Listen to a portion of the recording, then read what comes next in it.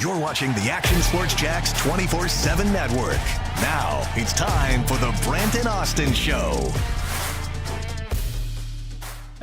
Right, the teacups, Sam Darnold and Kenneth Walker.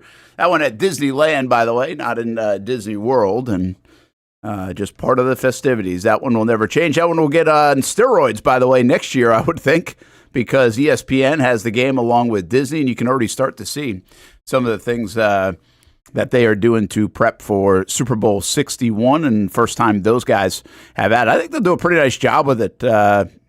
I'm not sure. I feel like this is so inside the business. Sometimes Hamby and I were looking at a piece of video yesterday about the folks in the production truck signing off from the Super Bowl and just how much goes into that. It's just amazing.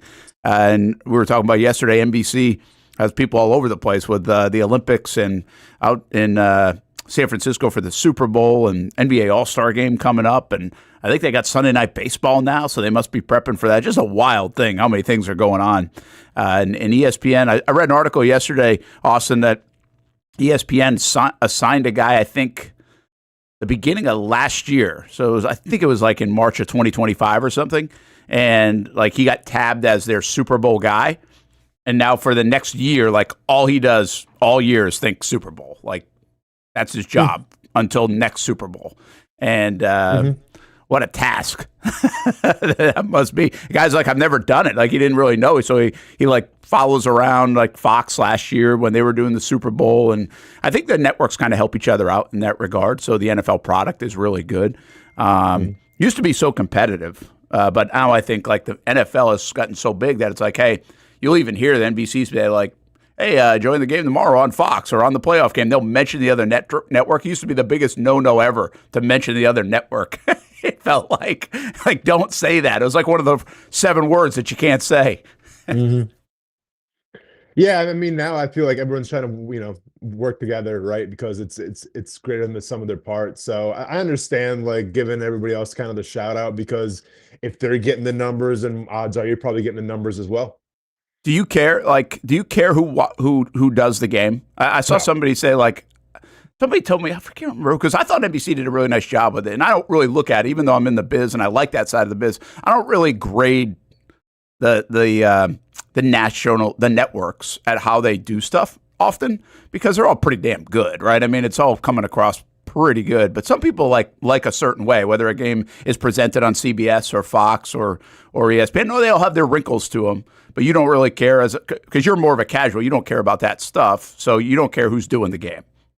No, I mean, I don't care who's doing the game. I just care about really the game itself. Even like the post-game shows and stuff. Like I'm sure some are better than others, but I honestly could really care less. And that's also like the pregame show as well. Like if you're talking to me, like what I do care about, if I'm watching basketball, and I get it's going to change pretty soon, but we talk about TNT, like, yeah, like that halftime show, I'll definitely tune in on and check it out just because like they're so far ahead of everybody else and they're so different that like, I'll actually go out of my way to watch, an NBA halftime show on TNT. But besides that, the presentation doesn't really matter to me as much as the product on the field. Well, we know that Richard Sherman posting pregame show isn't very good. Hamby, how about you? Do you care? I mean, I don't care which channel it's on. I care about the announcers that are calling the game. So you do care about that? Yeah. And that does bother some people, right? I mean, some won't listen to some of them. Some really get on. Like, even that doesn't bother me. I don't listen enough to know. Like, I don't really. I can't listen to this game because X announcer. Yeah, I'm never doing that. I just want to know who it is. Yeah. Anyway, I just think that part's. I think some people it does matter. I think the casual folks it doesn't matter. I'm just intrigued by it. I'll even like Hick and I were talking Sunday night. I didn't realize, or maybe it was Monday. I didn't realize this, but then I saw an article on it. I thought this was a really weird move that ESPN sent Scott Van Pelt to L.A. to SoFi Stadium on Sunday night after the Super Bowl to host his coverage from there because that's where the next Super Bowl is. And I was like, okay, that's overthinking it, man. I mean, the action is right there in Santa Clara. Like, that's where the game – you could go send a reporter, you could send a reporter to SoFi and front it from there and be like, hey, this is where our coverage begins, blah, blah, blah, blah, blah. But to me, it made no sense. Like, that's where we overthink it in our industry a lot. Like, what are you doing? Like, who cares? I guess Chris Berman and everybody was at the Super Bowl, which is also fine. But anyway, a little game within a game. I'm sick and tired of the Sunday crew. Like, which one? I wonder. Oh, Sunday Night Crew.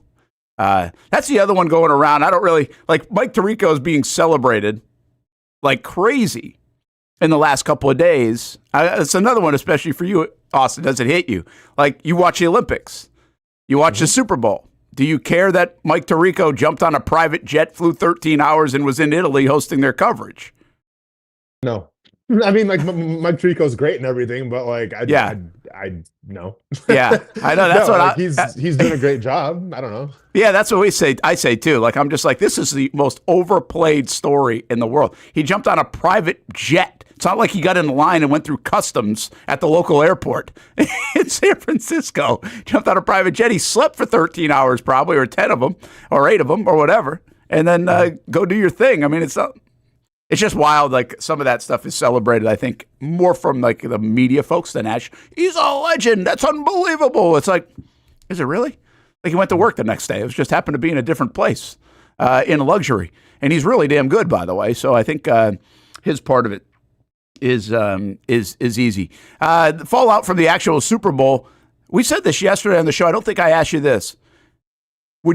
Do you think Sam Darnold in Seattle can get there again? Like, would you put money on the idea of them getting there again? They're a pretty young team overall. I mean, they do have some veteran pieces. Sam Darnold, has he found a groove? Is he going to be amongst the elite quarterbacks? Does this put you in a different stratosphere to say, hey, I'm confident now, even in a loaded NFC, that they can be a premier team year after year? Or is this kind of a one-off thing, which I kind of feel like that I'm not sure Sam Darnold will ever make it back. I think this was his opportunity, and he took full advantage. Yeah, I mean, I don't think it was necessarily on the arm of Sam Darnold. You know, I mean, it was complimentary football. It was running the football. It was playing great defense. And I think if you look at the Seattle Seahawks in terms of what their salary cap is coming up this year, I want to say they're 4th or 5th in terms of the most money that they can actually spend in the salary cap. So obviously they're probably going to re-sign Kenneth Walker. Obviously that's showing, with the Super Bowl performance. So I'm sure he's coming back.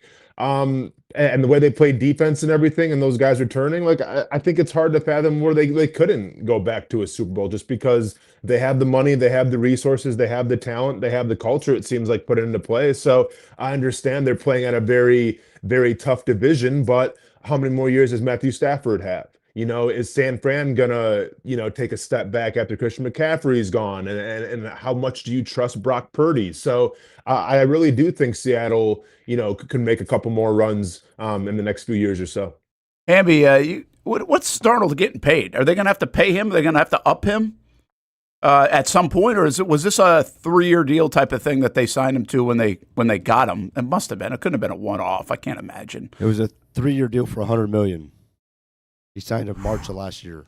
That's a hell of a deal for a Super Bowl winning quarterback right now, right? Mm-hmm. No doubt about that. And now, will that restructure? Could that change a little bit? But it doesn't feel like they're going to have to be, we got to go sign him for $55-60 million a year. And maybe that will get to that point. Who knows? But it doesn't feel like that. So that's an opportunity. What a window that is to at least move forward, to maybe sign a Kenneth Walker. I think a lot of teams, is it the right move to sign Kenneth Walker? Saquon Barkley had a huge year off the Super Bowl. They upped him to $20 million a year.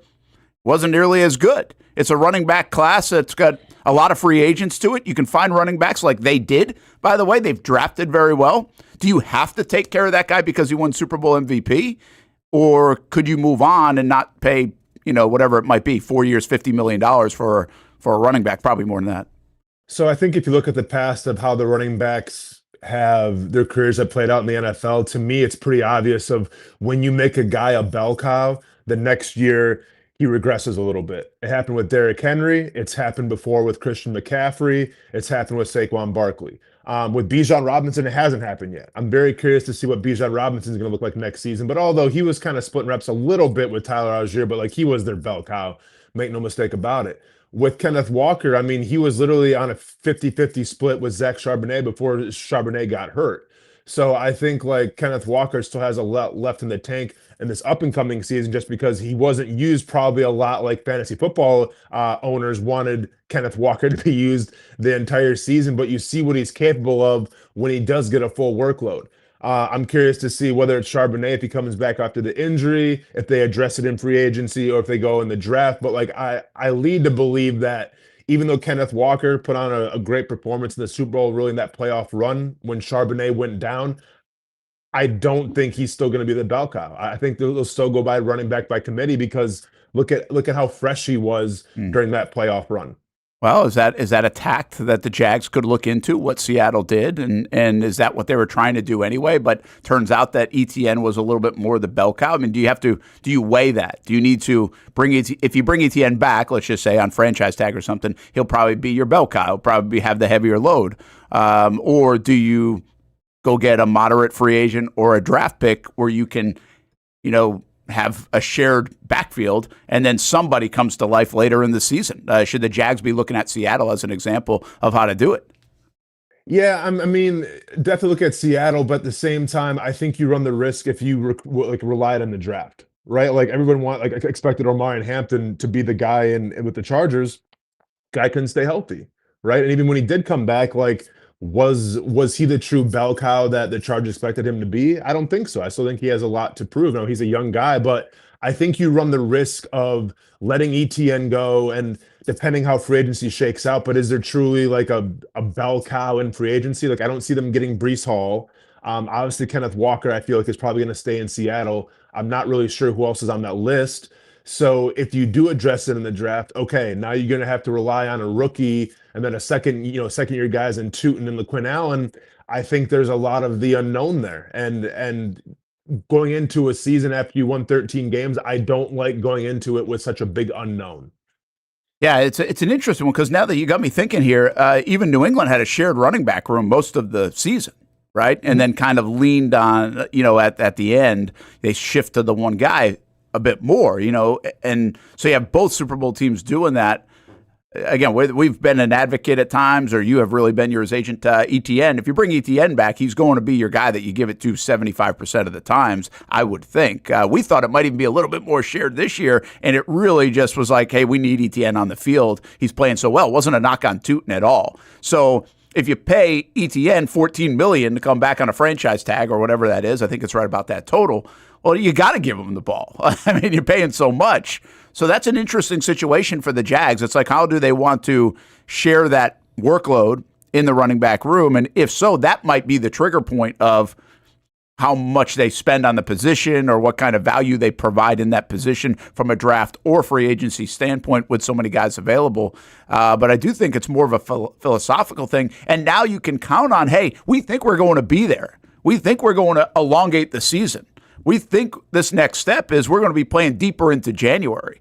So I don't know if you were thinking that last year. It's like, hey, let's just get to January.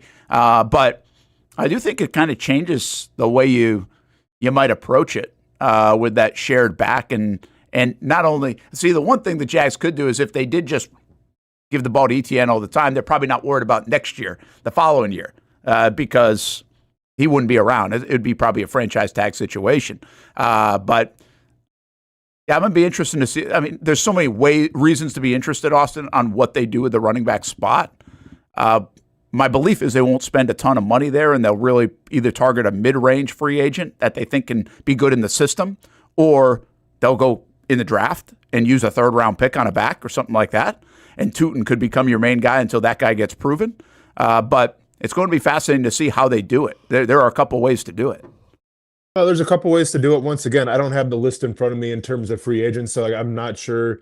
I mean, once again, if you're going to try to, for instance, if you bring in a Breece Hall, or you actually, you try to go off with Kenneth Walker, I mean, I feel like that's going to be right in the same price range as Travis Etienne's asking for. So then that doesn't make any sense, because then why would you part ways with a guy who's been with Trevor Lawrence for how long since their college careers? One would think that you want to keep, that cohesion on your team. So it doesn't make sense to me to address the top free agents and running back, because you have a guy who has a relationship and a rapport with Trevor Lawrence. So then if you look at it in the draft, okay, take the third, fourth, fifth round, that's fine. But theoretically, are one of those guys going to come in right away and be the starter? Probably not. So then you have to rely on Tootin, LaQuinn Allen. Has LaQuinn Allen showed you enough where you trust him to get 10 to 15 carries a game? Probably not.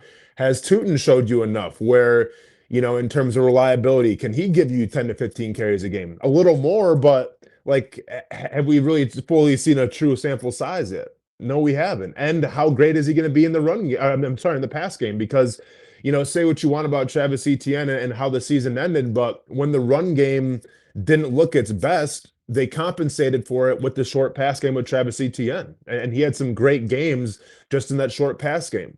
So can Tootin do that as well? Those are questions that have to be answered, and I'm not sure can just be addressed with a third or fourth round pick in the draft. Etienne, but Delphonic just says, let's see, estimates for Etienne's contract, 2 year, $14 million. Well, I don't think they're going to tag him regardless. But is that all the projection is on him? Is $7 million a year?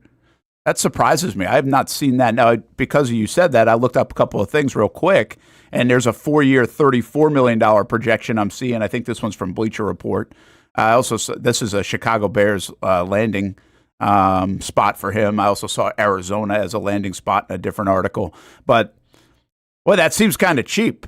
But at the same time, I will tell you this: we know that people don't like to pay for the running back spot. Maybe a little bit buyer beware on the Saquon Barkley jump up to $20 million, right? I mean, I know he's the best player in the game 2 years ago, but a little buyer beware. And even though we know they're very important, the running backs, to be able to win, and they're become even more important, the supply and demand does not say, hey, we need to go spend $14-15 million a year. I think Ty shared this one with me yesterday. He said the last, I think the last 10, I'm going to get some numbers in here, so clear your minds, everybody. But the last decade Super Bowl champs, the percentage of the cap that was spent on the running back was like 1.5% less every year. So, and a lot of it was like 0.2%, 0.5%, I mean, it's like nothing. You got to go back to Marshawn Lynch, according to this post, you got to go back to Marshawn Lynch to find like some heavy cap space dedicated to the running back, and he was 6% of their cap space. Well, what about last year with Saquon? I don't think he was making what he was making in the year. Like, I don't know what his contract was. But, the average annual versus whatever he might have been making last year, they might have pushed some of that money down the road. I don't really know. I mean, the Chiefs skew that whole thing because they haven't had a good running back since Jamal Charles. Well, you're right. But even like the Patriots, when they were winning, they didn't have like this dominant back. Like, they weren't paying I don't even think they were paying like Eric Blount and people like that a ton of money at the time. So, again, how you piece this thing together is pretty interesting. But I would say this now: if Etienne's only going to be $14 million for 2 years, now I doubt his agent's going to sign a 2-year deal. That doesn't make a lot of sense. Yeah, this is a shot. I mean, this is like 3-4 year deal you got to try to get if you're the agent, and that's why this 4 year, $34 million would make a little bit more sense and be along the line of $7 million a year. That's kind of fascinating. So, how this is what we do, right? And we say how's this team pieced together, and how sustainable is it? I just don't expect a heavy payday coming out of the running back position for the Jacksonville Jaguars. And do keep this in mind, Austin. The one thing, if you one more dollars and cents, like Trevor's only like 25 or 27 million or something next year. He's not like a huge hit. So when you're piecing together your dollars and the piece of the pie, your quarterback is not in like the Deshaun Watson category, right? Or some crazy quarterback that handicaps you. They're handicapped by other things, but they're not handicapped necessarily by Trevor. No, and that to me is what makes Seattle obviously a scary team, just because I feel like they're not handicapped at the quarterback position. Yeah. For years, it seemed like Patrick Mahomes obviously was one of the higher paid quarterbacks in the league, and I'm curious to see in terms of people that played in the Super Bowl, teams that have played in the Super Bowl and Super Bowl winners, what percentage of that salary cap went to the quarterback position, and I think that's got something to do with it as well. So anytime you have, I think, a team on a quarterback, quote unquote, discount, like it is with Trevor Lawrence now, like it is with Sam Darnold a little bit, I think that opens you up to do a lot more interesting things in terms of roster construction. Yeah, I do too. I just saw an article, guys, and this morning, I think it's on ESPN, and it's about not a great year to be looking for a quarterback. Now, I'm not sure it's ever a great year to be looking for a quarterback because it's such a crapshoot. But what hit me there is 3 months ago now, there were plenty of people in town that if things had really stayed the same way or even ticked up a notch but not great, and the Jags do whatever. Maybe they end up as a wild card back in, or maybe they don't. You needed a lot of wins to end up even in that mix. And Trevor doesn't take off like he did in the second half of the year, that we would be talking about quarterback. There would be discourse around here still of people talking about, hey, I believe in Trevor. I don't believe in Trevor. Here's why. People wouldn't have got off that side of the line. And that question I think it's worth reminding people that as you sit here in February after the Super Bowl and look ahead, that question is not a question. Like, that is an answered question.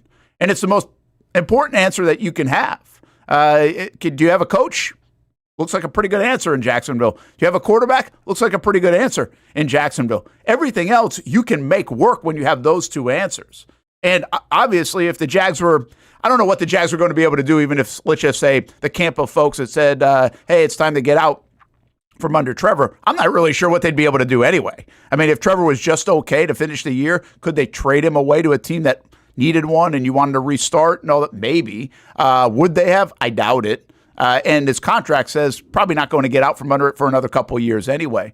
I just think it's, listen, you never want to be looking for a quarterback, but I think we have to remind ourselves what a great situation right now, Austin, the Jags are in, because they not only think they got their guy, but their guy played at an MVP kind of level, and we feel confidence that is going to continue, that was not just a one-off thing, that is going to continue. I would say everybody in Jacksonville, Jags fans all around the world, feel very confident in number 16 that this thing is just going to continue to at least play at the level he was playing at, if not tick up even more.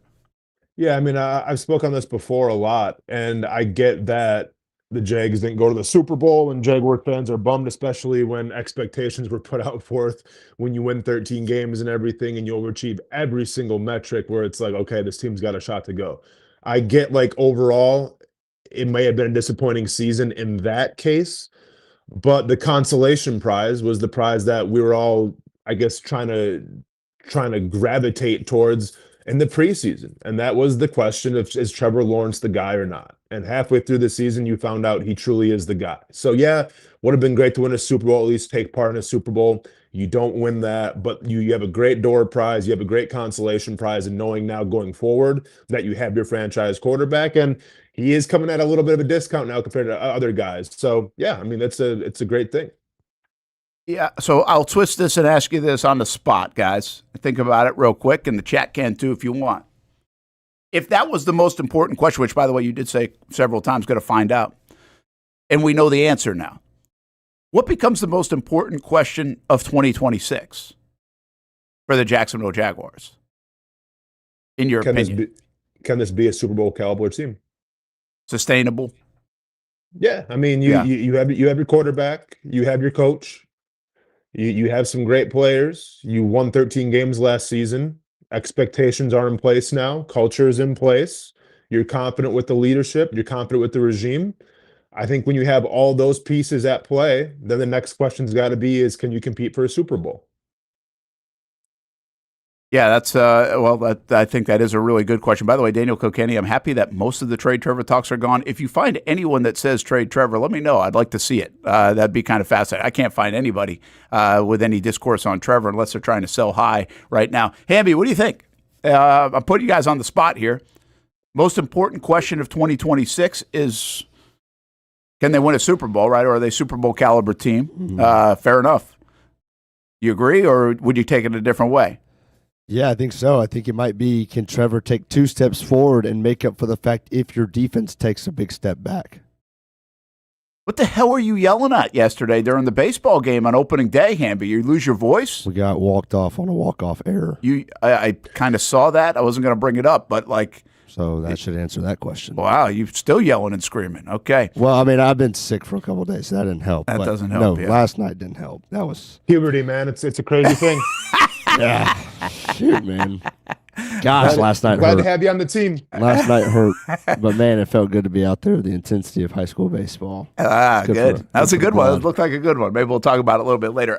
You and my son are kind of going through the same stuff, man. I'm excited for both of you. I don't know if he's this deep. No, he's not that deep yet. Okay, guys, I think I'm going to disagree with you in a sense. Because first thing came to mind when I asked that question to me. It's crazy Brent didn't even hear what I said because he was locked in on what my voice sounded like. No, it's wild. What did I say, Brent? Yeah, I wasn't paying attention to you.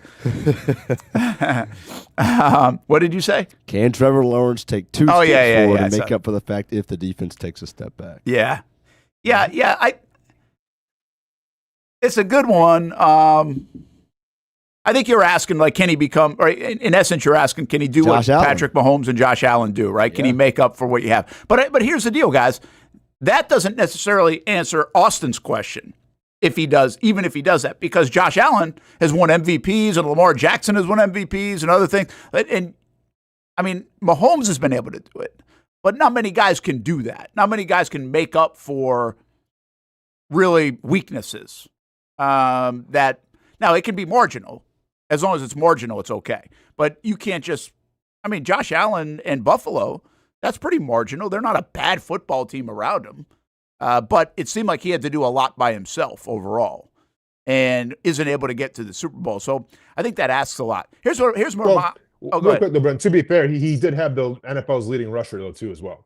Well, that's a good point. Yeah, and a lot of people said, actually, in the final game that a lot of guys played well and he didn't play well enough, you know, in that game. They actually played well enough to win in a lot of respects. So, yeah, I do think I like your question, Hamby, because that puts if he's in the MVP conversation. Let's just put it more clear than that. If you're in the MVP conversation, you feel like your guy can take you there. He can carry you there, and we'll see. I mean, it felt at times it looked like Trevor was putting him on their back a little bit in the second half of the year and saying, "Let's go," and that is a nice step. My biggest one is Travis Hunter. Like, I think it's the biggest offseason question. And I think it'll be the biggest question of next year. You spent a lot. This guy's supposed to be a game changer. He's supposed to maybe be a football changer in the NFL. I'll just take a game changer in Jacksonville. Like, I don't need all the other stuff. But is he a game changer? I mean, you have the ability to be adding the best player of the last two drafts to your football team. Is he going to be that? Or is he going to be close to that? Because if he's close to that, and Trevor is who we think he is, and Liam's offense is what it is, and everything else, well, now you got blue chippers. Now you got game changers. Like, to me, the reason why Mahomes and the Chiefs were really successful is because they also had Travis Kelce and Chris Jones. Like, you have to have other guys. You have to have other guys that really show up and people game plan for and are concerned about and worried about. And when one guy doesn't beat you, the other guy can. So, to me, the biggest question is Travis Hunter in 2026. So this is how I feel about Travis Hunter. When they drafted him and James Gladstone came out and said, he's going to change the game and all this stuff, yeah, we were all enthusiastic. We're all excited because we kind of had to be when you only won a handful of games the previous year. I think when the Jaguars started winning, my expectations of Travis Hunter changed a little bit. Now, I haven't forgotten, what they sacrificed to get Travis Hunter. I haven't forgotten what Travis Hunter's capable of on both sides of the ball, and I haven't forgotten what the press conference was like when they drafted Travis Hunter. But I'm going to be real with you. Like, I don't need Travis Hunter to be a dynamic wide receiver, and get like over 700 yards and get 8-9 touchdowns. It would be great, right? Like, it would bring eyes, obviously, to the Jaguars. All I need Travis Hunter to do is to be a top 5 corner. And I get it. Maybe at the end of the day, if he's just focused on corner and everything, I mean, was the juice worth the squeeze and giving up that much draft capital to get him? Maybe not. But what matters is winning football games. So, yeah, I mean, I think the emergence of Travis Hunter is going to be important, but what I'm concerned more is winning football games. So they were able to accomplish that without him last year. So one would think, okay, you just add him here, add him there, and they should be able to pick up where they left off. Yeah, that's I'm with you there. I'm totally with you in terms of the expectations. If he can be a top 5 corner, that's golden. Because I'll give you examples like Christian Gonzalez was awesome, like for the Patriots, right? They had a very good defense because he was awesome, and he was terrific in the Super Bowl, by the way. Look at what I hadn't watched a lot of Seattle football, but obviously with those Imanwari, I say it right, and Witherspoon, those two players, what they have done, fantastic. And I even go really in your own division, where you have to catch up to Houston. In my opinion, the most defensively is at the corner spot. They've got a couple of really good ones, including a shutdown one in Stingley. So if you can add that to your defense, even though the Jags secondary at times played well, if you can add that to your defense where you are dynamic in that spot and can shut off half the field or shut down a Jackson Smith and Jigba in a game like this, then I think that's good enough for me, Austin, too. Like, that is totally good enough for me. I don't care what the rest of the compensation was and all of that. To me, that speaks to what I just said. It changes the Jags. I don't care about changing the NFL in the game. It changes the Jags. No, without a doubt. Because at the end of the day, like, I understand the goal with Travis Hunter was to come in and quote unquote change the game. Well, he got hurt and the game changed when they won the AFC South division, when they won 13 games. That's when the game changed. So I don't need Travis Hunter to come in this up and coming season and quote unquote change the game. What I just need him to do is get on a 13-win team and add to it. That's all you need. In your deep down heart of hearts, whatever it is, do you think he'll be able to come right in and mesh in and this team continues to get better? Do you think there is any correlation for whatever reason? And I don't think this isn't a bad team guy, so this isn't like a chemistry thing. It's not where I'm going. But they really took off when he was out of the lineup. Like, it's just they really did. Was that just coincidence? Was that timing? Was that obviously the idea of getting Jacoby Myers? Like, is there any concern of that at all? Or is it just like, hey, plug and play this dude, man. He's a special guy. I have two concerns with Travis Hunter. I have the concern of how he's going to respond if they just put him on defense, or the majority he plays on defense. I have a concern with that, of how he's going to handle that news. And I have a concern in terms of if he's going to be willing to put on weight and muscle and try to get more of an NFL frame. Those are my two biggest concerns right now with Travis Hunter. How much more do you think he needs to put on? I mean, you can start at 10 pounds and see what happens from there. Yeah. You can't play at 170. But go ahead. No, you're good. Just based off of things that I've picked up is that that's not his thing. Yeah. And I mean, listen, we saw, and it's different with Josh Allen, right? Josh Allen, just because like you play on the defensive line, right? So, Ryan Nielsen had a vision of what his defense is supposed to look like. Here, add 15, 20 pounds, whatever that was. And Josh Allen was never undersized, ever. No, exactly. But my point is like you saw them try to put on some weight and you saw what happened. I think Travis Hunter has that same philosophy where he's afraid he's going to lose his speed, his agility, which made him so great at the collegiate level, where he doesn't want to add, 5, 10 pounds, 15 pounds of muscle because he's afraid he's going to lose his step. Now, I don't have the science to back all that up and everything, but one would think coming off of an injury that you should probably put on a couple more pounds of muscle.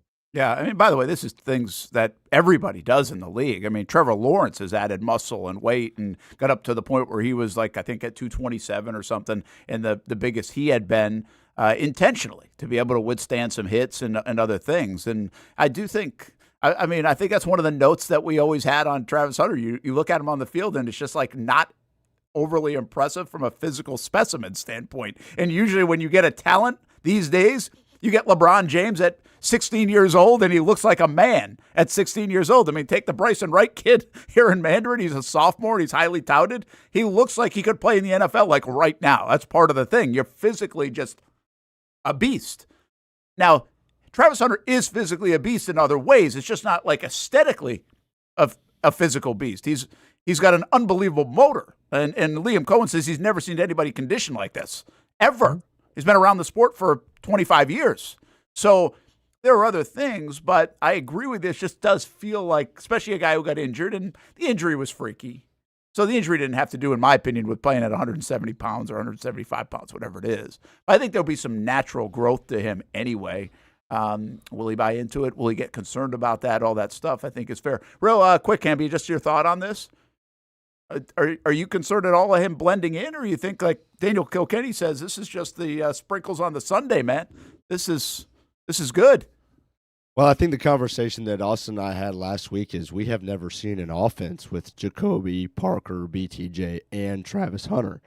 We've never seen those four guys on the field at the same time. Not that the Jags are going to be running a lot of four receiver sets or anything like that. We know that they'll almost never do that. But it's just the fact that it's an added wrinkle, and it's almost more trust in Liam Cohen, in my opinion, to figure out exactly where he can best use him and it be effective. Like when Travis Hunter's going to be on the field, it's going to be something to watch. He's going to be able to make plays. So I almost have more trust in Liam Cohen that he's going to make that happen than I do. And not that I don't have it in Travis Hunter, but I think that's you need both. And there's no reason I don't think that he shouldn't be able to at least be sprinkled in on the offense. And I don't think why wouldn't it mesh right away? Yeah, I would think it would mesh right away with another year under his belt and how you want to do it. And I think we all are anticipating and almost be surprised if there's not more on defense than there is on offense. And so you take a little bit off him on the offensive side. So now you're talking about packages and things like that. And that's where I think all our minds are at. I think we'd be surprised. I will say this, though. Liam Cohen in his Super Bowl conversations and even a little bit at the end of the year with him and Gladstone, although Gladstone hinted more on the defensive side, Cohen has left the door open, wide open about playing on both sides. And it's like we're kind of assuming that it will be this package or 5, 6, 8 plays. I don't think they've said that now. So I think it's important to note that they haven't said that, even though we might be thinking of it.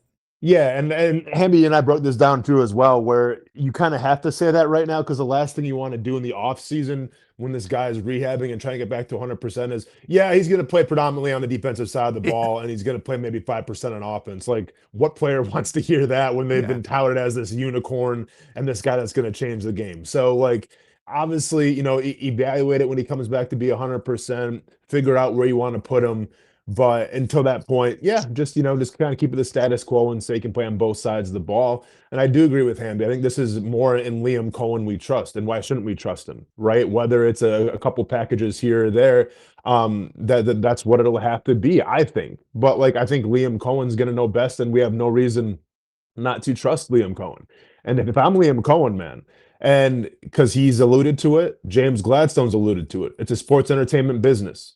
More important right now than how the Jaguars did last year, at least in the national media's eyes, are going to be, how are you going to use Travis Hunter? How are you going to use Travis Hunter? Why is he only playing on defense? Like, get ready for that narrative because that's going to happen, at least from a national level and maybe from a local standpoint as well. If I'm Liam Cohen, I'm going to have a giant picture of a 13 and just point to it and be like, yep, we won 13 games last year. Don't worry about it. Yeah. It speaks for itself. You want to ask me how much we're going to use Travis Hunter? 13 games. Yeah, I think they only won last year. Yeah, I think they know it's coming. I mean, I even said it when we had him on Jaguars All Access to end the year. I was like, this is going to be the most asked question of the offseason. We know it. We know it's 13 coming. Games. Yep. And that's a good way to answer it. The one thing that's a beauty about sports is we don't know what we don't know. And one of those things that we don't know is, did the season change in Jacksonville when they came out of the bye week because of some of the adjustments that they had made right after the Rams game, while they got away for a couple of days, going to the wristband, all these other things? Or did it change in part because now it wasn't even on Cohen's mind that he had to wrestle with the whole Travis Hunter deal? Like, how do we practice him here? And how do we use him here? And what do we have to take care of here? It's just something off his plate. And again, that wasn't the sole reason, but how much part of that pie was taken away from Cohen in year one as a head coach that now he didn't have to worry about, sleepless nights about, how much am I going to play him here? How is he going to stay healthy? Like, all these different things that come into this equation. And it just, again, might have been coincidence that they really took off in the second half of the year, or it might have been a small piece of it. And because usually it's not just one thing anyway. It's a lot of things, and some of those things you don't even realize in real time. So it'll be fascinating to watch, and obviously it'll be almost like a daily, weekly topic here, I think, in the offseason. Hey, before we get you out of here, you're our Olympic expert guru. Are you enjoying them so far?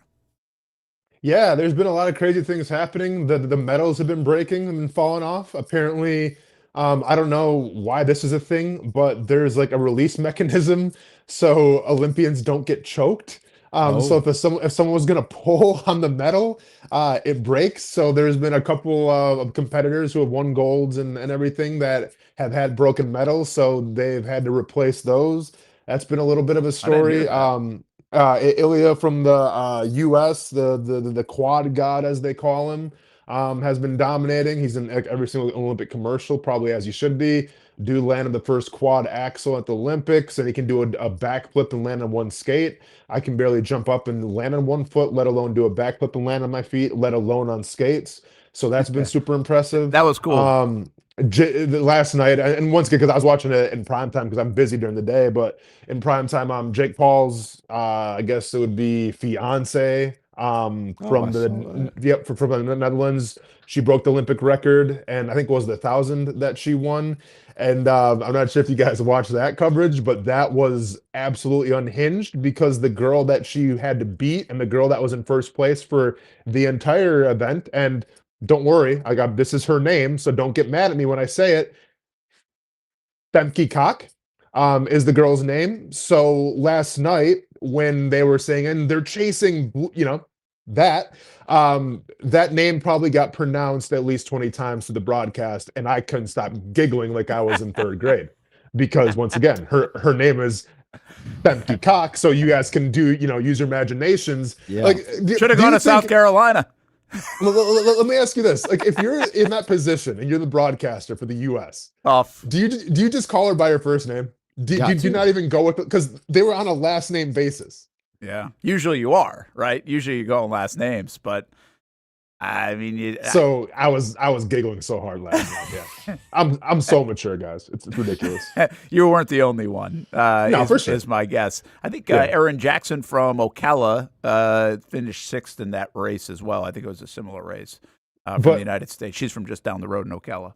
Real quick before I go, I want to ask you guys a question. So USA women are getting ready to play the Canada, Team Canada, and everything like that. But hockey is one of the biggest Olympic events. I wanted to ask you guys because this can relate to men's hockey. It can relate to the summertime with Olympic soccer. Would you rather win a Stanley Cup or a World Cup? I guess the pinnacle of your sports team championship, or would you rather win a gold medal at the Olympics? This has really changed for me over time. This has changed. I was a big Olympic guy, man. Really was when I was a kid and everything else. Summer Olympics, Winter Olympics. You could really feel it back home from the Winter Olympics in New England. And I always say that coming up I was born in 77, so I think the vibes of 1980 and how big the Olympics were continued on for another decade plus. But I don't feel that anymore. If I was an Olympic player, I feel like Stanley Cup. I feel like I would, and I don't know if that's just an American thing or a North American thing, but I feel like it feels like a bigger deal to me to win a Stanley Cup. Hamby, and we can say basketball too, obviously, basketball gold medal, basketball NBA finals champion. Yeah, my mind went to the World Baseball Classic, but I think if we're going to have this conversation, to bring a World Cup to America, I think would be pretty freaking sick. And I don't really give a dang about soccer, but to be able to do that when it seems like those guys are lucky to even make the qualify every year, I think that would send the country to a frenzy. Because I do think, I'm not a big Olympics guy, and part of that's just the times. But when the U.S. played Argentina 12 years ago, or whatever it was in the World Cup, and they got their tails kicked, I remember there being a lot of buzz, and I thought that was pretty fun. So just imagine, and that they had no shot of winning. So I think it would be something for a men's soccer team to win a World Cup, and be that. That would be amazing. I mean, even the women's team, it's huge. Well, it is. Well, it already has happened. To put them on the map, to be the team that put them on the map in soccer, the world map, would, I think, be pretty cool. It wouldn't resonate with me as much, but being an athlete, that would be an unbelievable thing. If you're the goalie or the game winning or the star player or any player on the World Cup team, that would be amazing. Well, also, if the U.S. men won an Olympic gold medal, though, too, for soccer, the country would go insane just because, it would kind of be like the World Cup, nobody could see it coming. But I will say this about the question that I get going. I can't remember who won the last hockey gold medal. I can't remember who won even, the last men's gold medal. Women, I assume the U.S. women probably won the last women gold medal. But, I really can't remember in terms of lore of who won the last championships. I can tell you who won the last Stanley Cup. I can tell you who won the last World Cup. I can tell you who won the last NBA championship, all that stuff. So it's not a knock on the Olympics or competing with the best of the best in the world, but I just think here in this country, I do put the Stanley Cup, the NBA Finals, everything a little ahead of the Olympic gold medal. Yeah. All right, get out of here, man. Appreciate it. All right, see you guys. I'm going to keep rolling on this conversation. We should have had this on while he was on. I could sense he has to get going.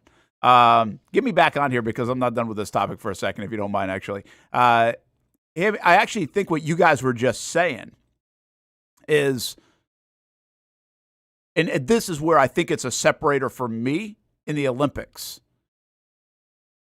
In a team sport, it feels like the World Series, the NBA championship, the Stanley Cup, like those things are more important in their respective sport. Mm-hmm.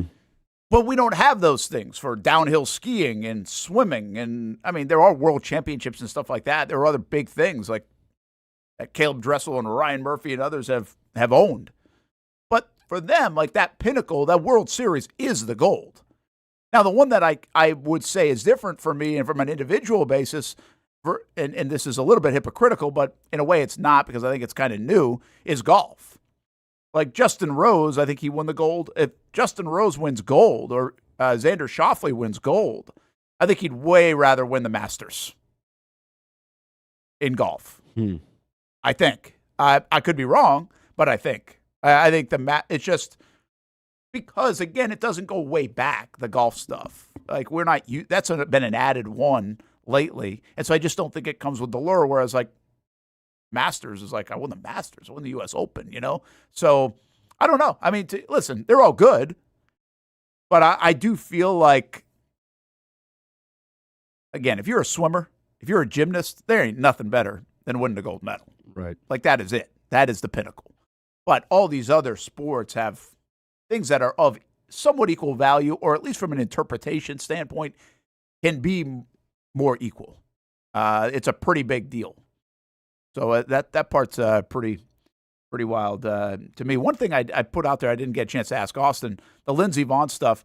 Did you have a problem with her skiing? Like, a lot of people had a problem with her taking a spot and giving it a go. I did. And then she crashed, obviously. And she said, I really liked her explanation. She's like, I didn't crash because of the knee. Right. I crashed because I was too close. Mm-hmm. And trying to go fast. Now, what would have happened the rest of that or the rest of the Olympics? Who knows? Mm-hmm. But I guess I don't know enough about whose spot she stole and what the story was there and everything else. She didn't steal Breezy Johnson's spot, and she won the gold, right, for the U.S. That big of a deal. So I feel like I felt pretty good about her explanation. And I do think in moments like this, like, why would you do that? You're already decorated. I understand that. You've done a lot. Okay. Why would you put it's the last shot at glory? But it's really just personal satisfaction, right? Or is it to add to the legacy? What was the real motivation? Well, I think the motivation is these guys are built different, and girls and women and men. Like, they're built different. They're not the same as you and I. They don't get satisfied. They're always chasing. And quite frankly, at 41 years old, she can only chase this for another couple of weeks. Mm-hmm. And so I get it. I thought her explanation was really good. And now you could tell me the other story about you could give me some feature story at NBC, like, this is the spot that Lindsey Vonn stole. And ever since she was 4 years old, it's like, okay, I could be a sucker for that too. Come on, Lindsey, you had done it enough. But I really get it. I thought that part was fine. I know she got some beef for it. And I didn't feel like when she crashed in real time, and she hadn't explained it, but I didn't feel like the leg was the reason she crashed. It was the pole got stuck on the way down, and that's what did it. So she'll be a legend forever anyway, and I guess this could update the thrill of victory and the agony of defeat. She could now be the video in that. Really for both, if you really wanted to change it. Old wide world of sports. Brent and Austen Show, Action Sports Shacks 24/7 network, setting records for most talk time without commercials. So we got to get to one, and we got to get to our push-ups and squats like we did yesterday. That's right. During the commercial break. We'll be right back.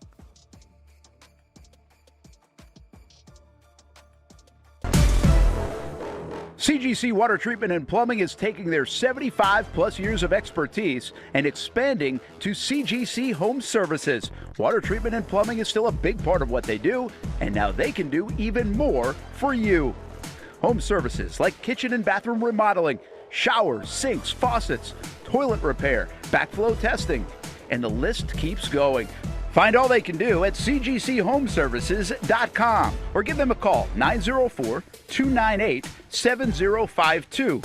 It's a new look and a new name with the same expertise. They've been serving homes like yours since 1946. CGC Home Services, right here in Jacksonville off St. John's Bluff Road, 904-298-7052. And visit cgchomeservices.com. Florida license number CFC 1432579. We've been telling you about the Action Sports Jax 24/7 network for over a year now. How to find it, what to see. Simply put, it's TV online. Local sports content all day, every day. Just like this. Did you always want to make history? Like, think that big, or just say, hey, I want to play in the NFL? I always say I wanted to play in the NFL. That's it. Back to her left side, takes the shot, and into the back of the net. Oh, what a pass. Oh, my goodness. What a pass. Say he doesn't make a tackle, you still feel like his presence is felt in every single play. I did have a sense that they wanted to be bold, that they wanted to make a splash.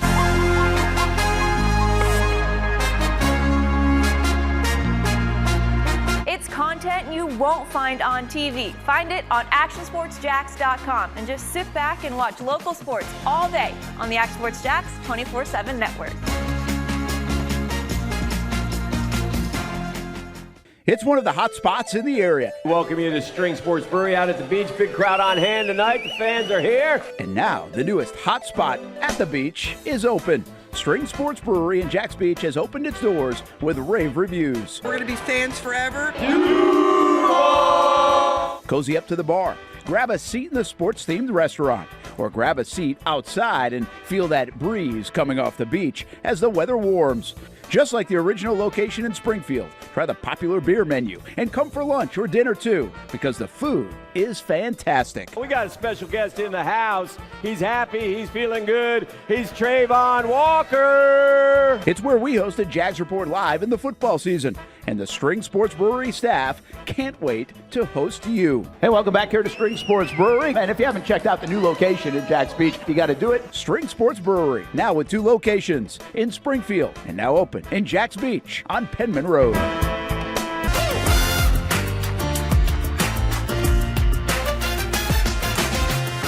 Empower a future, inspire a dream. It's a bold but simple mission for the Jacksonville Police Athletic League known as Jax PAL. Help the next generation of kids in Jacksonville shape a brighter future.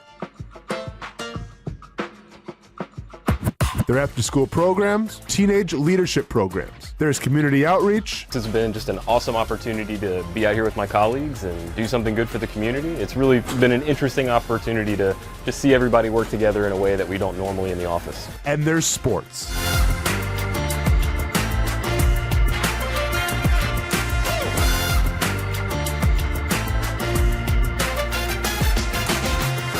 There are also ways you can help the next generation with a donation of any kind. Just visit jaxpal.org to get more information. Empower a future, inspire a dream with Jax PAL. When it's time to get a new car for anyone in your family, just remember, nobody but Nimnick, the #1 Buick GMC dealer in Jacksonville. Get the latest price breaks on 2023 and 2024 models, or the newest 2025 vehicles in the showroom on Phillips Highway, or shop online at nimnickbuickgmc.com 24 hours a day. GMC Sierras, Yukons, and the redesigned Acadias, or get the all-new redesigned line with Buicks. It's nobody but Nimnick, and part of the reason why is this is a first-class buying experience here at Nimnick Buick GMC. You're not just a customer, you're a friend. This is about getting a vehicle that best fits you and getting you on the road, and also helping you and your family down the road. Nimnick has a treating you right guarantee. courtesy, respect, fairness, and most Buicks, GMCs, and Jacksonville's only Car Bravo dealer, nobody but Nimnicht. Who has put in the most years and stands behind a better experience? Nobody but Nimnicht. GMC. We are professional grade. Welcome back to the Brent and Austen Show, streaming on the Action Sports Jax 24/7 network. I really do like that question we had about the gold medal or individual or like Masters or NBA title, Stanley Cup, World Cup. I like that. Let's see if I could work that into a whole question. Wonder how people feel about that one. Here's the draft order. Where are the Jaguars? I'm going to actually send you a bookmark. You know, I never used bookmark before. I didn't either until about last couple months ago. 6 months ago. Oh, and now I like bookmark everything. Well, I think in part because the algorithm is so wonky that like you just can't go back and find anything. But I'm going to send you one that I thought was pretty fascinating about Super Bowl droughts. But anyway, go back to that real quick if you don't mind. The draft order. Because I was going to get to this. Here's the deal. The New England Patriots won 4 games. The Jags won 4 games. And the Jags would be picking 24th, and the Patriots are picking 31st, right? Seattle Seahawks were 10-7. They were a good football team in a crowded NFC. Didn't make the playoffs last year. They go 14-3, win the Super Bowl. We know this as how it works in the NFL. Who is going to improve their football team or knock down the door enough to be able to say, I think they are going to make a huge jump? Now, there's a spot there that someone could get Philadelphia Eagles kind of good, or at least a benefit of, you would say. And that is the Chiefs. The Chiefs picking number 9 reminds you of the Eagles, who felt pretty good, but were picking in the top 10 a couple years in a row. Or had 2 picks in the top 10 a few years back. Remember when they got like Jordan Davis and whoever else? So that one looks funny, doesn't it, to see Kansas City in the top 10? And even the Bengals, for that matter. Because of the injury to Joe Burrow, they're sitting in a pretty good spot. I would say the Cowboys at 12 are sitting in a good spot. And then look what the Rams have, a couple of picks. Are the Rams the obvious? I mean, the Rams were already there, so this actually, they don't even fit this category. Or somebody like the Chiefs, the Bengals, the Ravens?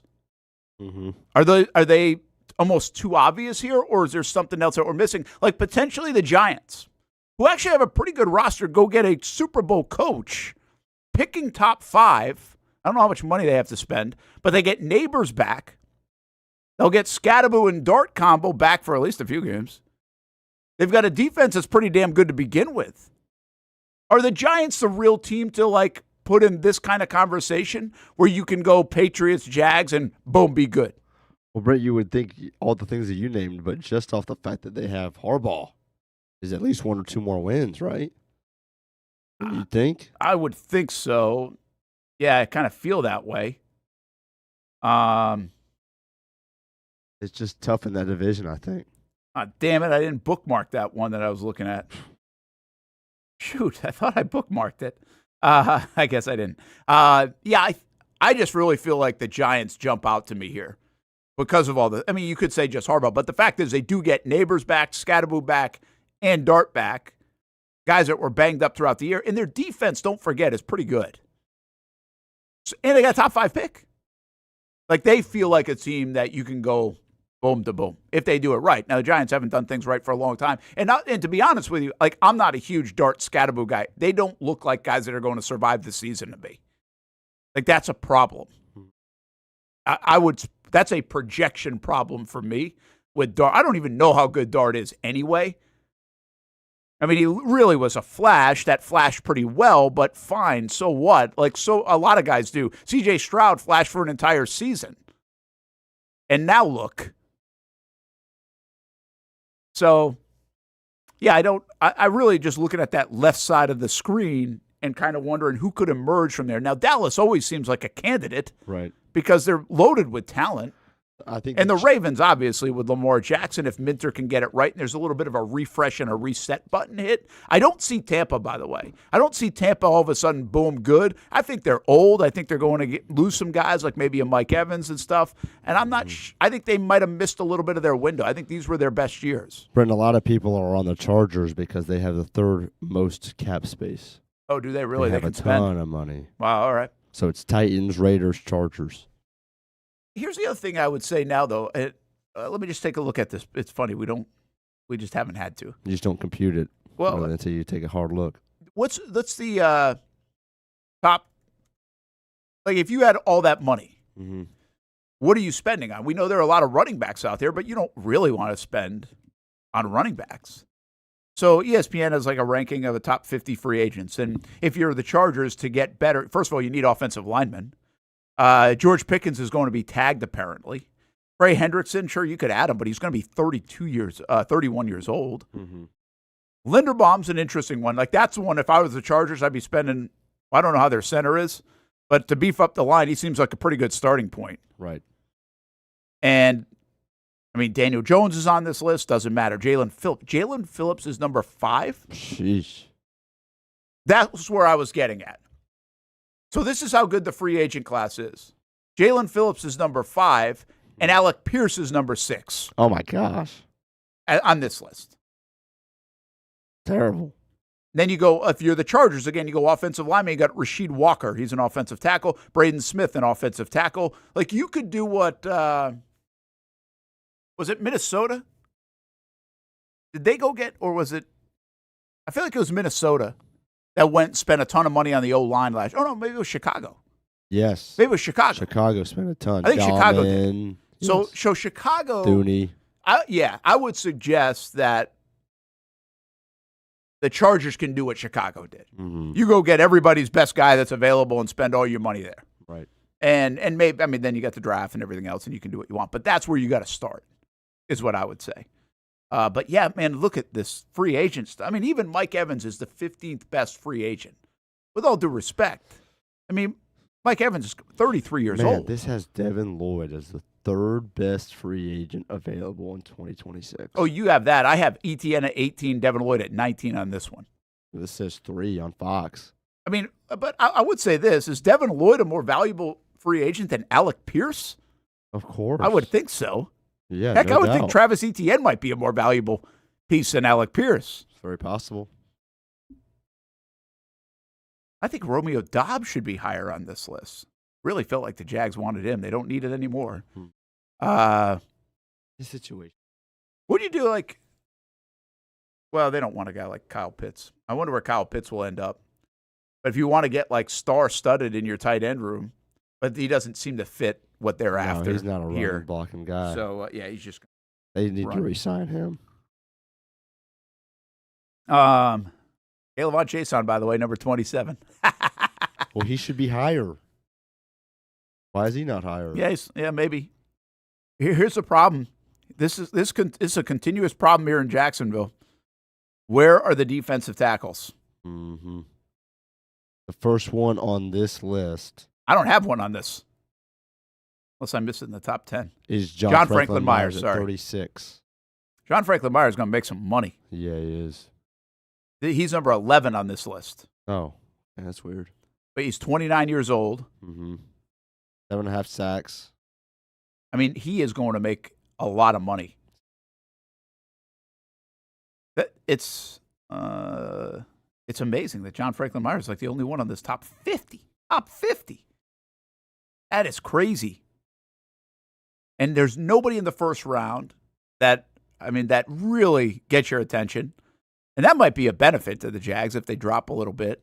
But I don't know how the Jags are fixing that spot. The Broncos traded for Franklin Myers for a 2026 6th-round pick a year and a half ago.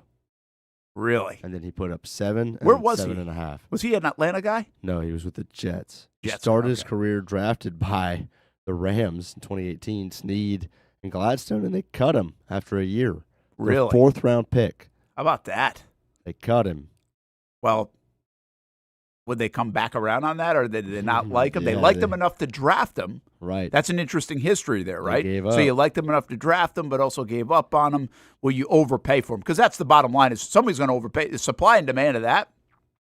Somebody's going to massively overpay. And he had that sack fumble in the Super Bowl against the Patriots in his rookie year with the Rams. Huh? And they cut him. That's wild. I really don't know how. I mean, what are the Jags going to do there? I don't know how they're going to fix that spot or get like a lot better in that spot. Let's see who the second biggest or best defensive tackle is. Golly, I'm scrolling so far. Unbelievable. How is there nobody? Calais is number 2. Is he really? Goodness. Gosh, I wonder if he'll play again just because, I mean, not that he needs the money, but they need him. I don't know how, again, I just keep saying it over and over, and what it will cost you to get the Quinnen Williamses of the world. And I always go to Seiler. Let's just check out this if I even have a prayer at this one in Miami. Because I think the Jags loved Seiler when they went and practiced with him. I remember, yep. Loved him. And I think there were a couple of rumors around the deadline that they were poking around on him. So Brent, David Onyemata is the third best defensive tackle on this list at 75. I don't even know if I know who he is. And he's 33. So the number 2 and 3 defensive tackles are 39 and 33. Mm-hmm. It's unbelievable. Yeah. You're making some cash now if you're a defensive tackle. This also shows you it's really too bad. Like the flyer on the Mason Smiths of the world isn't a bad flyer. What's too bad is it doesn't look like it's emerged. Yeah. And there's no confidence that it's emerged. And you wonder where, I mean, he was a healthy scratch for the last, 5 weeks.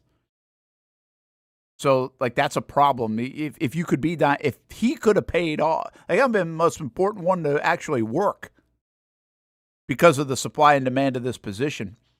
Seiler, by the way, is going to be 31 years old, which, again, it's fine. I mean, look, Calais is still playing at 39. Right. There's a potential out next year in his contract. His cap hit is like nothing this year. It's $11 million. Dead money's quite a bit. I mean, he has really got a pretty friendly contract, I think, for this position. So, we'll see what the Jags can do. I'm just a little afraid. I feel like they've got to get so much better there, and I just don't know how you do it. I really don't. I don't know how they are going to attack that. The way to attack it is potentially is Trayvon Walker the best possible answer there, and go get an edge. Trade for Max Crosby and kick Trayvon Walker inside. Yeah, no.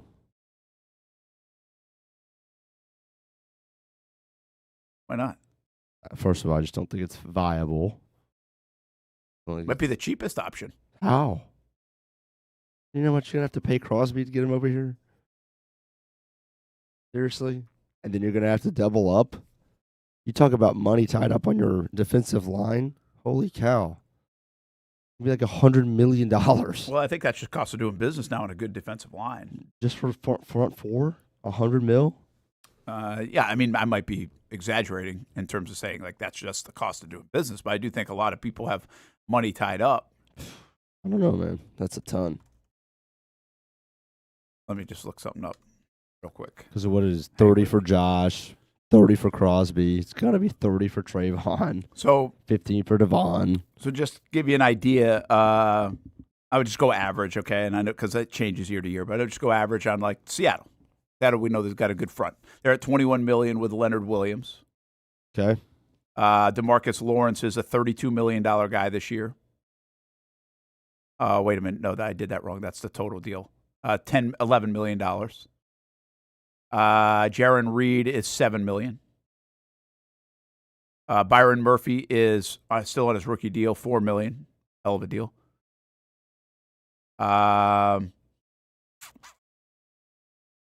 Why don't they just put it all in order? This would benefit me a lot. Hang with me. I'm trying not to go with just names that $1 million guys. Jared Ivey, $1 million guy. Where's the guy I'm missing? Where's the Derek Hall? Right? Mm-hmm. Oh, there he is. Wow, he's only $2.2 million. They're getting. He's on his rookie deal too. I forgot they drafted him in 23. So they just drafted really Byron well. Murphy too, right? Yeah, Murphy and Hall. So you got $45 million there. Yeah, that's not much. And Jaron Reed, I think they drafted him. Mm-hmm. Pretty sure. So yeah, like they just did really well in the draft. And no, Jaron Reed's an old guy. My bad. That's not the one I was thinking about. I thought there was one other guy they drafted in 2023, but maybe it was more of a corner guy. It might have been like the Witherspoon conversation. So I don't know. I guess you can't build it like that. The Giants were also a lot of money tied up there. Now, like the Cowboys have a lot of money tied up there. Teams, if they get us a Super Bowl, I'm all in on Max. Yeah, I don't know what the cost for Max Crosby is. It does sound like he's out of there, though. It does sound like even with the new regime, he's out. I think I heard Jay Glazer last week. Glazer talking about it. Like, he's done. Like, it doesn't matter. He's done. He's not in for another rebuild. We'll see if that's true or not, if they can talk him into it between Brady and Kubiak and everybody else. But if he is done, did the Jags become a player? There's your best option, kicking a guy in like Trayvon or using him in both spots, which he already was being done. They were using him in both. They used him a lot more inside than they had in the past, in the second half of this year. So that rotation started. I don't know. But I don't know how you get it. That's the thing. The story here for me is I don't know how you fix it. And the Jags need to be fixed there. They need to be elevated there. Like, I don't think we're going to feel that much better about this team. Like, say that go back to yesterday's conversation. I don't think we're going to feel like, wow, they are so much better if they've got like a fourth-round tackle out of TCU, defensive tackle out of TCU that we don't know a lot about. Like, I don't know if that's enough. Now, they don't really need us to feel good about it as long as they feel good about it. I get that. But the reality is, might be hitting and hoping a little bit in that position going into 2026, which we have felt for the last few years. It's the most important position to get better at, or one of the most important positions to get better at. William says, any DL currently on our team that will take that next step? And that's what we're talking about. Mason Smith. BJ Green's more of an edge guy. He's definitely not a defensive tackle. But, yeah, Mason Smith. I think, I've said this before, I think 2 out of the first 4 picks the Jags used might be on defensive linemen. It seems to, like, make sense to me that that's where it will come from. But are they going to find any good players? You're just taking flyers. Mason Smith was a little bit of a flyer, a little overdraft on Mason Smith. And I was a believer in Mason Smith coming into the year. Hadn't panned out. Does it eventually? Is there a lesson learned with what you just said about John Myers Franklin, where you give up on guys like that too early? Right. And then they emerge? Yeah, who was Jaron Reed for the first couple years of his career? Exactly. So maybe there's something to be said for that. But again, hitting and hoping. There's not a lot that you know, and I think you're going to want to know a little bit more in a situation like that. Hey, what else is going on in the world of sports? Hamby's baseball team lost last night. He ain't happy about that. A little check-in. We had a good basketball game if you missed it. Arizona and Kansas last night. Did you see some of the things out of Kansas? I'll share you with them. Some of the numbers and freaking stats load management are unbelievable. Is that the Patterson deal? Whoever that first-round pick dude is. Yeah, he hasn't played a lot, and they've still been pretty good. Arizona's really good, but lost for the first time last night. I'll take a look at some other sports real quick going on and catch you up now that football season is over and baseball season is on the horizon.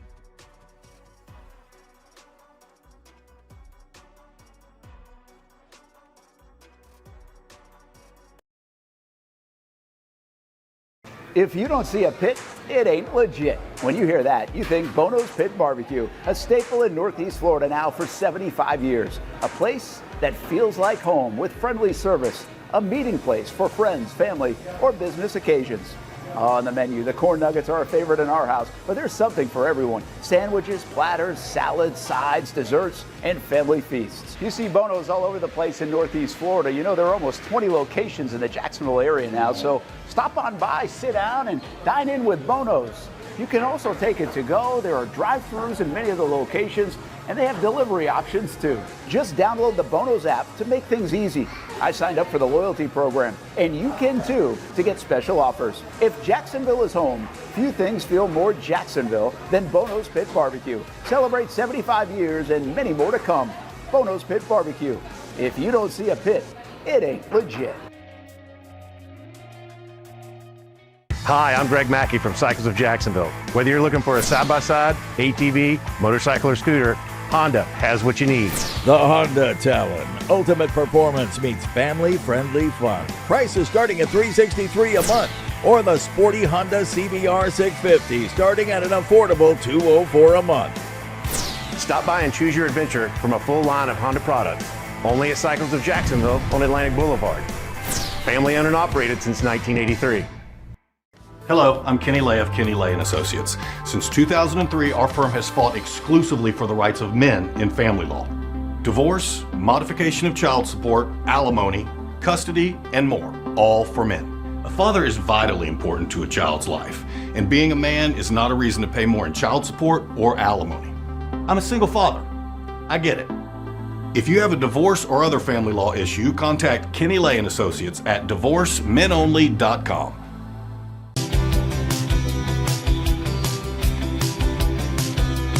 Welcome inside the Armor Guard exterior and gutter helmet showroom. There's a lot going on, like glass exteriors, replacement windows, and down there we have the retractable screens and awnings, plus hurricane protection. Let's talk more about those gutters, and to do that, we bring in Kevin. He's the owner, he's the expert. Why Gutter Helmet?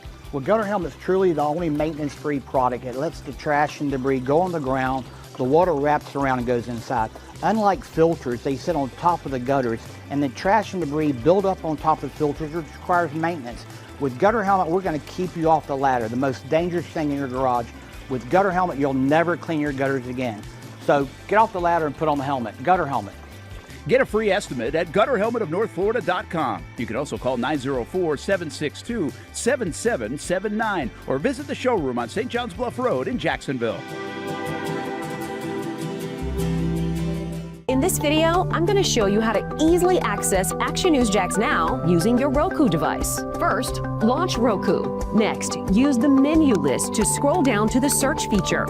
Then, use the remote to enter Action News Jax into the search bar, and then click Action News Jax thumbnail. Once you see this screen, go ahead and select Add App. Wait a few seconds for it to install. Once it finishes installing, press the star button on your remote and click on Move App or Move App to the top. Finally, select the app back on your home screen to open it. Now you can watch all the great content on Action News Jax Now. Live daily breaking news. We have breaking news happening right now in Clay County. First alert weather and traffic. Looks like we have a tornado warning. Let's take a look at that. Action Sports Jax 24/7. We've got the Brent and Austen Show daily, live sporting events, and long-form interviews you can't see anywhere else. And shows like Law and Crime and much more. And that's how you access Action News Jax Now using your Roku device. Most of us know how to throw.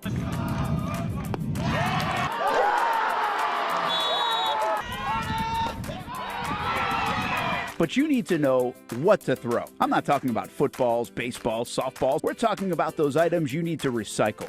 Republic Services explains it easy. Recycling simplified. 1. Know what to throw. When in doubt, throw it out. 2. Empty, clean, and dry those materials. It takes an extra minute, but it makes a big difference. And 3. Don't bag it. This makes the recycling process faster and more efficient. This is a look at the Republic Services North Florida Recycling Center. You can make this process even more efficient. By utilizing those 3 steps, Republic Services can help you become a better recycler in your home. Learn more at recyclingsimplified.com. Welcome back to the Brent and Austen Show, streaming on the Action Sports Jax 24/7 network. What else is happening in the world of sports now that football season is over? And I think this is a good thing. Indeed. That the guy that played in the NBA G League is not going back to college. Slippery slope, right? No doubt. And so this got denied. And I I think that's a good win. Today's college athletics is so messed up. The fact that he was able to play in the first place, you just didn't send it straight to court. You know, like this What, is. did he play 3 games? I feel like who was it? I think it was Auburn coach Pearl, who said something to the effect of, it's like I think nobody thinks about. Everybody's up in arms about the situation, but nobody really thinks about what happens to the kid next. Then, like what's happened to that young man? It's like I think we should think about that. I was like, well, that's a little bit of decision making in life too, right? Like you got to. Whether you're leaning on your agent or your team of people around you or you're making that decision, I mean, you got to know the stakes. You got to know the consequences. You got to know whether to go or stay or whatever else. I mean, you can't. Brent, if I quit my job right now because I think there's grass on the other side and I'm out of a job and I can't find one for a couple of months, I don't think anybody should feel bad for me. Yeah, or they might bring you back here if you had a good relationship, but they might not, right? Like, that's the thing. So, yeah, I don't. You can go play over in Europe. Yeah, he'll be fine. I think we'll see. I don't know how good he is. I mean, I know he would have helped Alabama. Yeah, but it just didn't feel good, like the whole thing. So I think it works out pretty well for the sport of college basketball. I'm not sure what does feel good. One.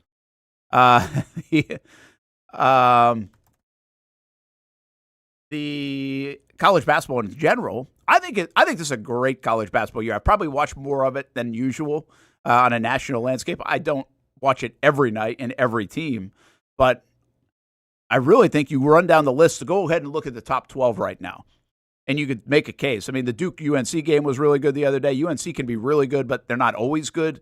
They seem pretty inconsistent. When the Patterson kid plays for Kansas, I know Kansas won yesterday without him, but he's one of the best players, and it only adds to what they can be. Arizona is very good. I think Florida is right there as one of the top 3-4 teams in the country, and again can win it again. I have more confidence in Florida than a lot of the Florida Gator fans have in Florida. I think I really think they can win without shooting threes. I think they're an anomaly in that sense, but I think they really can do it, and I think they almost should do it. I would not give up on the threes. You need timely threes. You probably still have to make a handful of threes in a game, but you don't need to make 8, 9, 10, 12 of them like a lot of teams do. And their front is so good. Now, are they peaking right now over these last few weeks where they're playing really good basketball? We'll see. But we wondered that a little bit last year, and they kept it rolling. So I think they're excellent. Michigan, obviously, is very good. I think UConn's pretty good, too. Again, go up and down the top 12, and you can find 12 teams that I think you can make a case for, that you could see them a path, depending on what the path looks like and how they're playing, to win the national championship or at least be in a Final Four. I think Nebraska is up there. I don't know if people will give them that benefit of the doubt, but looks like Florida's at 14 in the new ranking. Yeah, which is crazy. They're not the 14. I understand why the rankings have them at 14. There's not enough. They're trying to climb up. They were out of the rankings just a couple weeks ago. Yeah. So it's hard for them to get all the way up right there. Back down after tomorrow night. Yeah, against Georgia. Now, I remember saying I thought the last couple of years of March Madness was pretty good, too. I think the parity in college basketball right now is pretty good. But I think the top-heavy teams there's depth. And you don't usually get that. When you have really good teams, like Arizona's a really good team. Florida's a really good team. Michigan looks like they're a really good team. I mean, there are a bunch of teams, 1 or 2 losses, but these teams look the part. Well, usually you have 3 of those, 4 of those, maybe 5 of those in a really good year. I think the top 3 seeds in this tournament, maybe even go down to 4 seeds. When you get down to that Elite 8, it's going to be good stuff, even if chalk holds. So we'll see if I'm right, but I think it could be really, really good. And I put Florida right there, man. Right William there. Torres says Miami of Ohio. Well, Miami 24-0. Yeah, they're still undefeated. I'll tell you who else is a dangerous team. I think your team's pretty good. UCF. They can be. Haha. Yeah, not Georgia. Georgia's good. Yeah, Georgia's okay. But I think UCF can sneak up. I don't know where they are in terms of their tournament resume. Mm-hmm. Big 12's good. Right, they're playing in a good league. So but I think they're dangerous to play against. So give me the top, roll down the top 15 teams so we'll get Florida in the mix. You want AP? Yeah, I don't All care. right, Arizona, Michigan, Houston, Duke, Iowa State, UConn, Nebraska, Illinois, Kansas, Michigan State, UNC, Gonzaga, Purdue, Florida, Virginia. And then you got Texas Tech and St. John's right there. Yeah, and I think St. John's was rated a lot higher. And Vanderbilt's going to be right there in the mix. Who is? Vanderbilt. I mean, they're 19. Yeah, and I don't know if I think Vanderbilt's good, but not in the top 5, but they're going to be right there in the. They ain't going nowhere. But I think a team like I don't know a lot about, but I've seen them ranked in the top 5, 10 all year is like Iowa State. Like that team has been right there, and that people think they're obviously pretty good. You're the Michigan States of the world who can really play, and obviously you've got. He's an unbelievable coach. So, yeah, I just think it's really good, man. I think we catch up with college basketball right about now. I've been watching a little bit more going all the way back to December than I usually do. And as we kind of get a temperature check on other sports, like what the scene is like now that football's over because we're so football dominant, buckle up now because I think March is going to be a lot of fun and really good teams. I've been a little surprised. The element that I've been surprised at with college athletics, and I don't know if this hits you, Hamby, at all, but with the guys making, especially in college football and basketball, they're making a ton of money. Like the money spent is ridiculous. One thought here, did you see Penn State? They had put like what they spend on. It was like $20 million or something in football. It was about $6 million, I think it was, in basketball. And it was $1.5 million in wrestling. Really? Isn't that crazy? That was their next biggest one was wrestling. Third highest. I'm sorry. It was maybe fourth best because I think women's basketball might have been a little higher. But wrestling, which means, hey, we want to be really good in wrestling, right?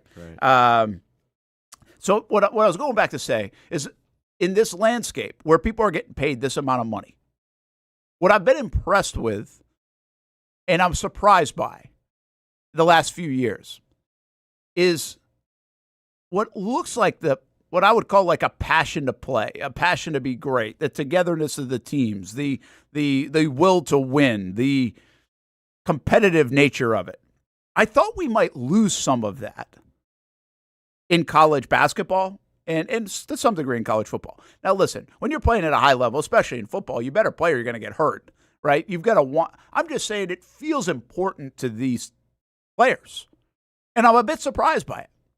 Because I thought when you were getting handed money, the natural instinct would be to kind of come down from that. You used to be playing for the name on your jersey, the chance to win in March, the chance to win a national title in college football, chance to go to a big bowl game, the chance to go get a new sweatsuit from the Orange Bowl or something. Like that's what you used to play for. Now you already have $3 million to some of these players or $500,000. And to me, when you're that age, you might lose that passion, that will. Like, I haven't seen that. And somehow, these coaches have been able to tap into that anyway. Now, maybe what I missed in all of that is this idea that they can replace you in 6 months. So, like, you better compete your ass off or somebody's coming for your job, and we got money to go pay and go get somebody else. Well, Brent, really, what you're saying is everybody's on a contract year. So in that's what the it's created. NFL, and in professional sports, what we used to know as professional sports, I mean, those guys are you love when you've got a number of guys on contract. Devin Lloyd, right? Because not that you're going to say they're going to try harder, because they're always, but there's a little bit more there. There's more edge, right? And so every single year in college is a contract year because they're going to renegotiate every year. Literally every year. Every single guy in football and basketball, probably more sports, but at least those two, every single Division I athlete is going to go to their coach or whoever after the season and try to get more money or say I'm out. Everyone. So there's a lot to play for in that. The difference between averaging 9 and averaging 6 is, what did Coach Driscoll tell us before he left? He said every point's what, $100,000? Yeah. Well, so if you're averaging 9, you're getting $900,000 from a mid-major school or whatever, or a lower D1. Like, come on. I think I think I was just wrong on it. I was wrong about that. I'm not afraid to admit it. I didn't see that side of it. And like I just put out on social media, I think it might be better. No, I think the competition might be better. I think the product might be better. I think we saw an Indiana-Miami game that was really good. And here's the other reason why it might be better. Why wouldn't it be better? You're not playing 19-year-olds. You're playing older people, which means they're more seasoned. Better. What's that? How does that make it better? How does it make it better? You're playing more seasoned people. People know how to play the game. People that play the game better. You play the game better at 22 than you do at 19. Yeah, but that doesn't make the game better. Why not? Both sides have it's better action.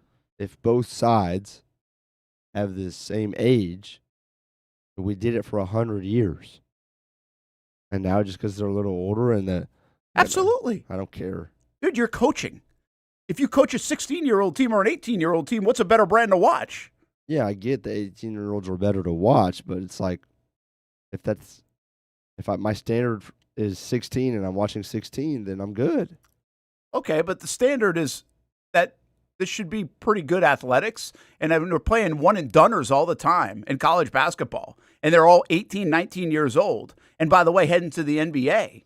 And that's their motivation, not really to go win for the Jersey and Kentucky and everybody else. It's really just go get paid at the next level. Right. Instead, you're now getting paid. Like you said, you're on a contract. Now you almost care more about it. Plus, you're getting older players. You have to hang with those guys more, or you're old enough and seasoned and mature enough to handle it and still care about it. Like all these different things come into play that I didn't really see. And listen, it's always been more fun to watch Butler play basketball because they were filled with 21 and 22-year-olds than watching Kentucky just dunk but not be able to run an offense or play defense because they didn't care to play defense. They were going to the NBA. So now I wonder again, these are margins. I'm not saying this is super drastic. I just think the margins of play across the board with all these different facets, and I don't know which one registers more, has surprised me.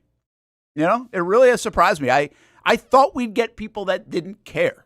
And I also thought we'd get people that didn't really give a damn about John Calipari coaching them or Bill Self coaching them or these guys that had Rick Barnes coaching them, Rick Pitino coaching them. Like, why would you care about those guys now that I'm getting paid? Well, they're still the best shot to develop and get to the league. I get it. There's a respect. I'm not saying they would have just not listened to them. But I just think, again, marginally speaking, you wouldn't be as bought into the program because, well, I'm making my money. You can't tell me where to go. And I'm sure, by the way, from a coaching standpoint, there's an element of that where they run into that. Sure. But I feel like these coaches are still making a major impact. And the ones that we've seen make an impact in the past are still making it now. I mean, you would think UConn's Hurley, if I'm sitting there making $3 million, I'm like, screw you, dude. Like, stop yelling at me. Well, that's kind of what happened Doesn't with Urban. seem like that is happening, you know? You know what I'm saying? Like, when Urban came to town and tried to run this like a military camp. Fair point. You had professionals, Marvin Jones, and like, bro, I've got 10 years in the league, and I've made 30, 40, $50 million. Like, exactly. Forget this. I ain't gonna be treated like I'm somebody in basic, like an 18-year-old who, you know, fresh out of high school. That's a good example. Like we've always said, like, okay, why can't college? Now there's still a difference because the maturity in a professional athlete. Now you talk about 28, 29, 30-year-olds, guys that are making even more money than these guys. But there is that element. I guess that's what I'm getting at. I just thought we'd feel that a little bit more. We'd see that. I don't think I watched that game last night. I watched Arizona and Kansas, and it was excellent. And I've watched a lot of college basketball games that should have been excellent. And, like, it feels like a December and a January game is, like, almost a March game. I really feel like what I'm seeing is elevated, and maybe that's not true. I guess I got to ask some college coaches. I'd love to ask these guys now and say if they're seeing an elevation in it. But anyway, it's pretty good. It's pretty good. And one other note about the I think I saw this right. They had a sign up that I saw two stats that were pretty wild to me. Kansas has been an underdog at home under Bill Self I think I have this 15. right. 15 times, and they're 15-0 against. Yeah, teams well, they would that obviously are be ranked really higher good. than them. Is that what it was against teams ranked higher than them? Okay, which would make sense. They probably wouldn't be an underdog if they weren't ranked higher. The other one that I saw is that they're 48-0 at home on Big Monday on ESPN. Now, I have no idea if that one was true or not because I didn't see. I saw it was like a sign held up. Maybe they were just kidding. If that is true, though, holy crap! Imagine being the dunce who bet against them last night. Well, I liked Arizona. It was 3.5 without Patterson. 47-1. I didn't know all that before the game. I saw it after the game. But so apparently, did you take Arizona? No, I don't. And by the way, like Arizona wasn't a bad bet. It was 3.5, and on top of that, they were up by 10 with like 12 minutes to go. The final 10 minutes, Kansas played lights out and won the game, almost going away. But and I'll give you one other thought about last night. I don't know if you saw it, but like Van Pelt had. I was fascinated with this part. Van Pelt was, doing his show. And they always get, like, after the ESPN game, they got Bill Self on. Usually they'll get a kid or a coach. And he got Bill Self on. And this is, like, now 7 or 8 minutes after the game. Okay. The whole crowd was still there. Like, I don't know if they made an announcement and was like, hey, we're going to go on Scott Van Pelt. We'd love to stay. If they said that, they all stayed. It was amazing. It was like 4, 5, 6, 7 minutes after the game. If you watch that, they were all still there. The crowd had not left. That's pretty cool. And I was like, that's wild. I actually looked up to try to Ty loves the crowd. Or has as a kid, he loved the crowds. So we went to Cameron Indoor. Unfortunately, we went to Cameron Indoor. We took a trip there, and it was during this big snowstorm. Oh. And we actually almost did one of the great doubles of all time. We were going to go to Cameron Indoor. There was a 1 o'clock game, I think it was, and then UNC in Chapel Hill. They were playing at night at 7. Oh, man. And I think UNC might have been playing Florida State, and Duke was playing Boston College. And so Boston College was not that good. Right. Well, because of the snowstorm, they literally, we were driving through the night, got 7, 8 inches driving through snow, and not 6, 7, 7, 8. And so we got the whole field, but basically the town had been shut down. They canceled the UNC game.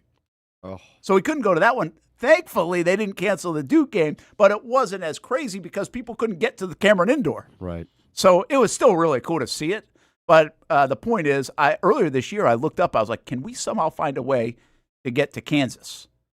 I was actually thinking of trying to get to Kansas State to see Driscoll. Oh, and I just think Ty would love. And that place was rocking last night, man. Yeah. It is really cool. There are just some venues that you'd like to go to. Cameron Indoor's one. That's one. And I mean, there are a lot of them in college hoops. And by the way, Florida has become that. Florida's selling out all the time. The place is wild and loud and fun. If you haven't been to Gainesville, only a couple more chances to get to them this year. Real quick, so what's the deal with this Kansas kid? Everybody says he's the number 1 overall pick, but he's just not playing because he's got the cold. So I didn't read too much into this story. I thought I saw a little bit of it, but from the periphery. And Ty was like, yeah, he's not playing, he's sick or something. And I saw he had the flu. The interesting thing about him is we watched the Kansas game earlier this year. Forget who it was against. Might have been I don't know. I forget who it was. It was a really good game. It went to overtime or maybe even double overtime. And he had what we thought was cramps, but it turned out it was a hamstring injury.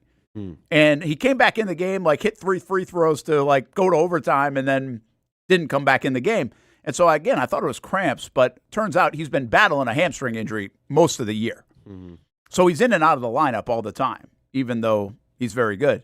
And then last night was the whole flu. But there was a guy apparently that was working for ESPN. I'm sorry, working for, I think it's a stringer for ESPN. Okay. That Kansas had helped identify this guy and get him. But he had texted something is this what you saw? He had the phone, he had a text that he was basically saying there was something up with Patterson and Self that happened during the day, and nobody knows exactly why. They're saying it's the flu. Well, I saw someone from Kansas actually was like, hey, this is a staffer and blah, blah, blah, blah, blah, and we're handling it internally. So there is this again, I just saw it. That's all I really saw on it. I don't know if there's something up with him. or Well, not. let me ask you this. But this might be actually what I was talking about. Like, if there is something up with him, this is what I was getting at. Like, how much is that dude getting paid? Right. Is there a little bit of an issue? Is this how you get issues? And is this guy one example, potentially? Again, he might be have the flu. But this is what I thought you could run into a little bit more in college athletics, and we're not seeing a ton of it. If he were to be sitting out, let's just say there were cramps in a cold, would the NBA even care with all their load management stuff? Would he care that he's not doing everything possible to suit up for his college team? And what's the consequence here? Again, if it is not legit. Yeah, I don't know. I don't know. I mean, I think that's part of what who would the NBA be to be able to come at a kid like this and be like and wag their finger? Yeah. I don't know if there's a little bit of hypocrisy there or not. I think we'd have to really see the situation, right? And what Austen always says, does the distraction outweigh the talent? That's where that line goes. And if you're an NBA team that sucks right now and you got a lottery pick and you think this guy can help you, you're going to probably take him anyway. Now, there's some risk involved in that. And if you're picking between two guys, the red flags might give way and you might not pick him. But he's making about $2 million is that all he's making at Kansas? each year. I say that's all, but I just figured maybe even for a guy like that, it was even more. I guess that makes sense. So that's pretty high level, especially for Kansas. You're probably paying every guy to some degree. Yeah, I don't know, man. I don't know because I just don't know where this situation is. I know he's had a hamstring most of the year. I don't know if he's a problem. I don't know enough about it, but I also don't think the NBA would care too much. I think what the NBA and the NFL specifically, and even other sports, but specifically the NBA and NFL, have to be careful of right now is find it, and this is why you hear it. This is why you hear it from Gladstone. This is why you hear it from Cohen. This is why you hear it from Baselli. This is why you hear it from other organizations. If you listen to every GM talk over the next few weeks at the Combine and when the league year starts, every GM is now like, we got to find the guy who loves the game. We got to find the guy who loves the game. Now, people have been saying that for years, but the reason they're saying that now is they've been paid to play and perform. And guess what? The money's going to even be bigger. But there have been GMs for decades and decades that have been concerned once you pay and extend a guy, is that guy going to play and work the same way? And that's natural. Again, would you? If your company gives you millions of dollars, are you cashing in or are you working even harder? You'd like to say, I'm working even harder. I'm trying to earn that money. They're invested in me. I'm invested in the product, everything else. And I think a lot of people do think that way, but I think there are some that don't. And what you want to avoid is the some that don't. There are some people, like, that's a bad legacy to leave, but some people don't care about that. Some people take the money and run and say, I'm set for life. See you later. So I think that's what the NBA and NFL are so, specifically we hear it in the NFL because we cover it more. They're so, like, that's the characteristic they're looking for. Like, can we pay this guy, the guy that's already got money coming into the NFL, is he going to get in trouble with it? Is he going to want to be, like, this is why they love Trayvon Walker, by the way. That's a dude that's always going, he doesn't care about the money. Like, that's just an example. Like, he wants to be great. That's what everybody wants to find, are those guys. I mean, look at the way Trevor Lawrence just worked. He got paid $275 million. He put more work in than maybe ever before. Like, those are the guys you got to try to find. And that's not a slam dunk everywhere. And I think that's a little bit of a hard thing that these guys have to kind of wade through. All right, so there's an update on college basketball. We'll talk more about it than I thought we would even. What about baseball around the corner coming up? Are you excited about baseball season or no? And a little catch-up everywhere else before we flip it back to the NFL. A couple topics to get to in the noon hour on the Brent and Austen Show. Club 904 with me, O'Brien, at 1 o'clock today, by the way. And then at 2 o'clock, it's Talent Talk. We're going to go live over at UNF. We'll be live on the campus of the University of North Florida, right outside, showing you the new baseball field. The new digs are looking good over there on campus of the Ospreys. And we'll have Talent Talk on the Action Sports Jacks 24/7 network at 2 o'clock. When it's time to get a new car for anyone in your family, just remember, nobody but Nimnick, the #1 Buick GMC dealer in Jacksonville. Get the latest price breaks on 2023 and 2024 models or the newest 2025 vehicles in the showroom on Phillips Highway or shop online at nimnickbuickgmc.com 24 hours a day. GMC Sierras, Yukons, and the redesigned Acadias, or get the all-new redesigned line with Buicks. It's nobody but Nimnick, and part of the reason why is this is a first-class buying experience here at Nimnick Buick GMC. You're not just a customer, you're a friend. This is about getting a vehicle that best fits you and getting you on the road, and also helping you and your family down the road. Nimnick has a treating you right guarantee, courtesy, respect, fairness, and most Buicks, GMCs, and Jacksonville's only Car Bravo dealer, nobody but Nimnick. Who has put in the most years and stands behind a better experience? Nobody but Nimnick. GMC. We are professional grade.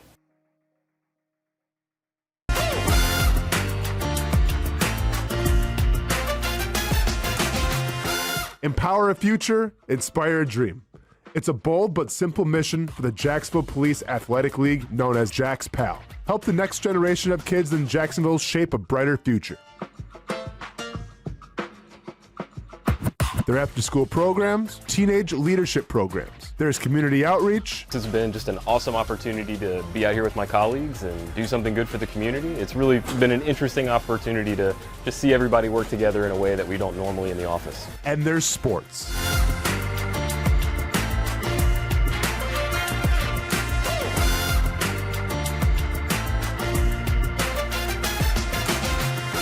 There are also ways you can help the next generation with a donation of any kind.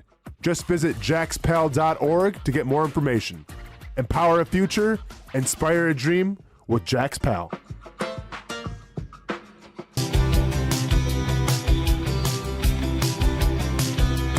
Welcome inside the Armor Guard exterior and gutter helmet showroom. There's a lot going on, like glass exteriors, replacement windows, and down there we have the retractable screens and awnings, plus hurricane protection. Let's talk more about those gutters, and to do that, we bring in Kevin. He's the owner, he's the expert. Why Gutter Helmet? Well, Gutter Helmet's truly the only maintenance-free product. It lets the trash and debris go on the ground, the water wraps around and goes inside. Unlike filters, they sit on top of the gutters, and the trash and debris build up on top of filters, which requires maintenance. With Gutter Helmet, we're going to keep you off the ladder, the most dangerous thing in your garage. With Gutter Helmet, you'll never clean your gutters again. So get off the ladder and put on the helmet. Gutter Helmet. Get a free estimate at gutterhelmetofnorthflorida.com. You can also call 904-762-7779 or visit the showroom on St. John's Bluff Road in Jacksonville. Hi, I'm Greg Mackey from Cycles of Jacksonville. Whether you're looking for a side-by-side, ATV, motorcycle, or scooter, Honda has what you need. The Honda Talon. Ultimate performance meets family-friendly fun. Prices starting at $363 a month. Or the sporty Honda CBR 650 starting at an affordable $204 a month. Stop by and choose your adventure from a full line of Honda products. Only at Cycles of Jacksonville on Atlantic Boulevard. Family owned and operated since 1983. Hello, I'm Kenny Lay of Kenny Lay & Associates. Since 2003, our firm has fought exclusively for the rights of men in family law. Divorce, modification of child support, alimony, custody, and more, all for men. A father is vitally important to a child's life, and being a man is not a reason to pay more in child support or alimony. I'm a single father. I get it. If you have a divorce or other family law issue, contact Kenny Lay & Associates at divorcemenonly.com. CGC Water Treatment and Plumbing is taking their 75-plus years of expertise and expanding to CGC Home Services. Water treatment and plumbing is still a big part of what they do, and now they can do even more for you. Home services like kitchen and bathroom remodeling, showers, sinks, faucets, toilet repair, backflow testing, and the list keeps going. Find all they can do at cgchomeservices.com or give them a call, 904-298-7052. It's a new look and a new name with the same expertise. They've been serving homes like yours since 1946. CGC Home Services, right here in Jacksonville off St. John's Bluff Road, 904-298-7052.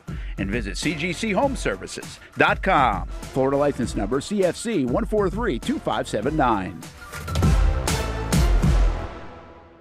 Welcome back to the Brent and Austen Show, streaming on the Action Sports Jax 24/7 network.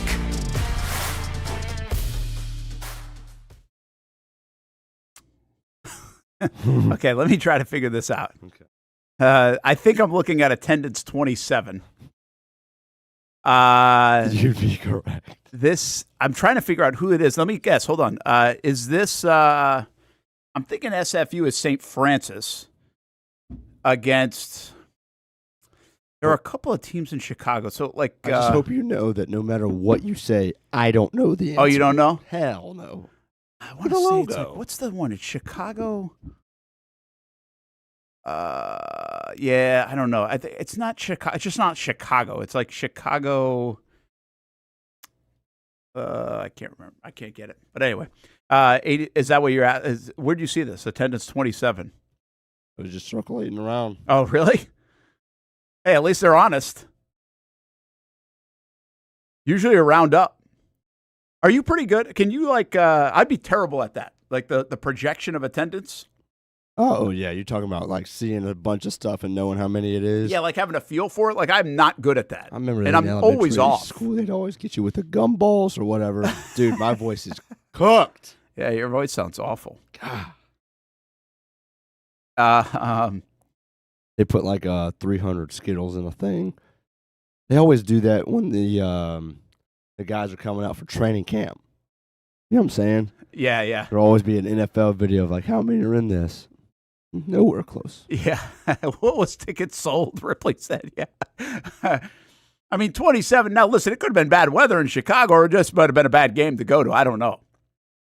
But, I mean, if you have a few hundred people. But, I mean, Brent, we got a 2-score game here. It's a close game. Yeah, it wasn't a bad game. So, attendance 27. I know you can't talk that much, but, I mean, it's a therapy session for you in many ways. So, the season opener last night didn't go your way. Struggled defensively a little bit, sounds like. Lost to a good team. University Christian's a good team. Covenant Warriors, though, go to 0-1 on the season. This is a good learning lesson to start the year. Have you flipped to that yet, or are you still pissed off? Well, no. I mean, my message to the team after the game was if you let your first game of the season dictate anything more than just one game, then you're just soft. Well, yeah, or it's just not a good idea. You went the Liam Cohen speech. I just told where him. You can't be 2 losses. The Houston fourth quarter. Yeah, so we're lucky we get to turn around and play tonight. Give us a sense, because Ripley asked a question. How much of the voices this has been brewing, because it's that time of year, and the cold and everything else, which I'm still not sure really is a thing. I think it's a little bit of a whatever they call that. I think so, but Brent, I mean, it was right on cue for me this year. Was it? Yeah. Right, I mean, usually you get, I'll get some of that because allergies will first get me going, getting dried out, and then also, you maybe have a bout or two, which I thought one was coming last night, with all the pollen flying around and everything. And then it will lean into, now my voice is gone for 2 or 3 weeks. Yep. You know? But, I mean, are you a yeller is the point? No. Are you over there were you so mad yesterday that you were yelling? I'm not a big yeller. I really am not. But, and I think I am the even keel guy. But if I need to get somebody's attention, I'm going to do so. The nail in the coffin for me was in the bottom of the 7th. It was a tie game. And UC hits a triple, and they're going berserk, so it's loud, and rightfully so. Yeah, yeah. But I'm expecting immediately, once my pitcher gets the ball back and starts getting on the mound, that my infield's going to be coming in, that my outfield's going to be coming in, and my outfield is not moving. Oh, boy. And so I'm yelling, and UC, credit to them, they're still going berserk over that triple. Now, UC's field is a weird dimensions. Did it go to right center? Yeah, which is auto. Oh, my gosh. I could get a triple. And especially this kid that hit it. He can run. Some serious wheels. But it's almost surprised. Were you a little concerned it wasn't going to be a home run? Well, we got to it pretty fast, and we actually hit the cut this freaking time. Because you think, I yelled twice yesterday. It was the first inning. We didn't hit the cut, and the ball goes in the freaking behind third base because it was a short hop pick, and we missed it, and the ball went up in the air and hit their freaking turtle. And I love all their coaches over there, and I don't know what their restraints are and all that stuff, and I can't talk as Covenant. We're still working on getting the field, period. But why the turtle was on the field in the first place? So the turtle's on the field there? Yes, and they went over on the ground rules, but it turned into a 1st and 3rd, into a run scored. Or actually, it turned an out because he tried to advance to home. We got him out, but then dead ball was called. Freaking, he gets to score. Let it out, Hamby. Let it out. It was just brutal. By the way, before this kid hit the triple, you thought strike 3 for sure. Yeah, and look. Damn umpires. No, I'm not even going to go there. We made 5 errors. I like that. Good job. Way to pull it back. Unbelievable. Listen, I do think that happens a little bit early on. I mean, 5 is a lot. Yeah. But I've even noticed this. Like Kaylee's team, I've been surprised. Like they've been playing a little sloppy on defense, and I just think sometimes in the early, you hope it's not a thing because it can be a thing. But early in the year, I think when you're first out, it doesn't matter how much you practiced. No, it's not the same. It's just not the same. So there might be a little bit of that. Yeah. So I was. Is that a turf field though? Yeah. That's 5 on a turf field's tough. The very first time was yelling at my outfielder, hit the freaking cut. Yeah. That was a mental error.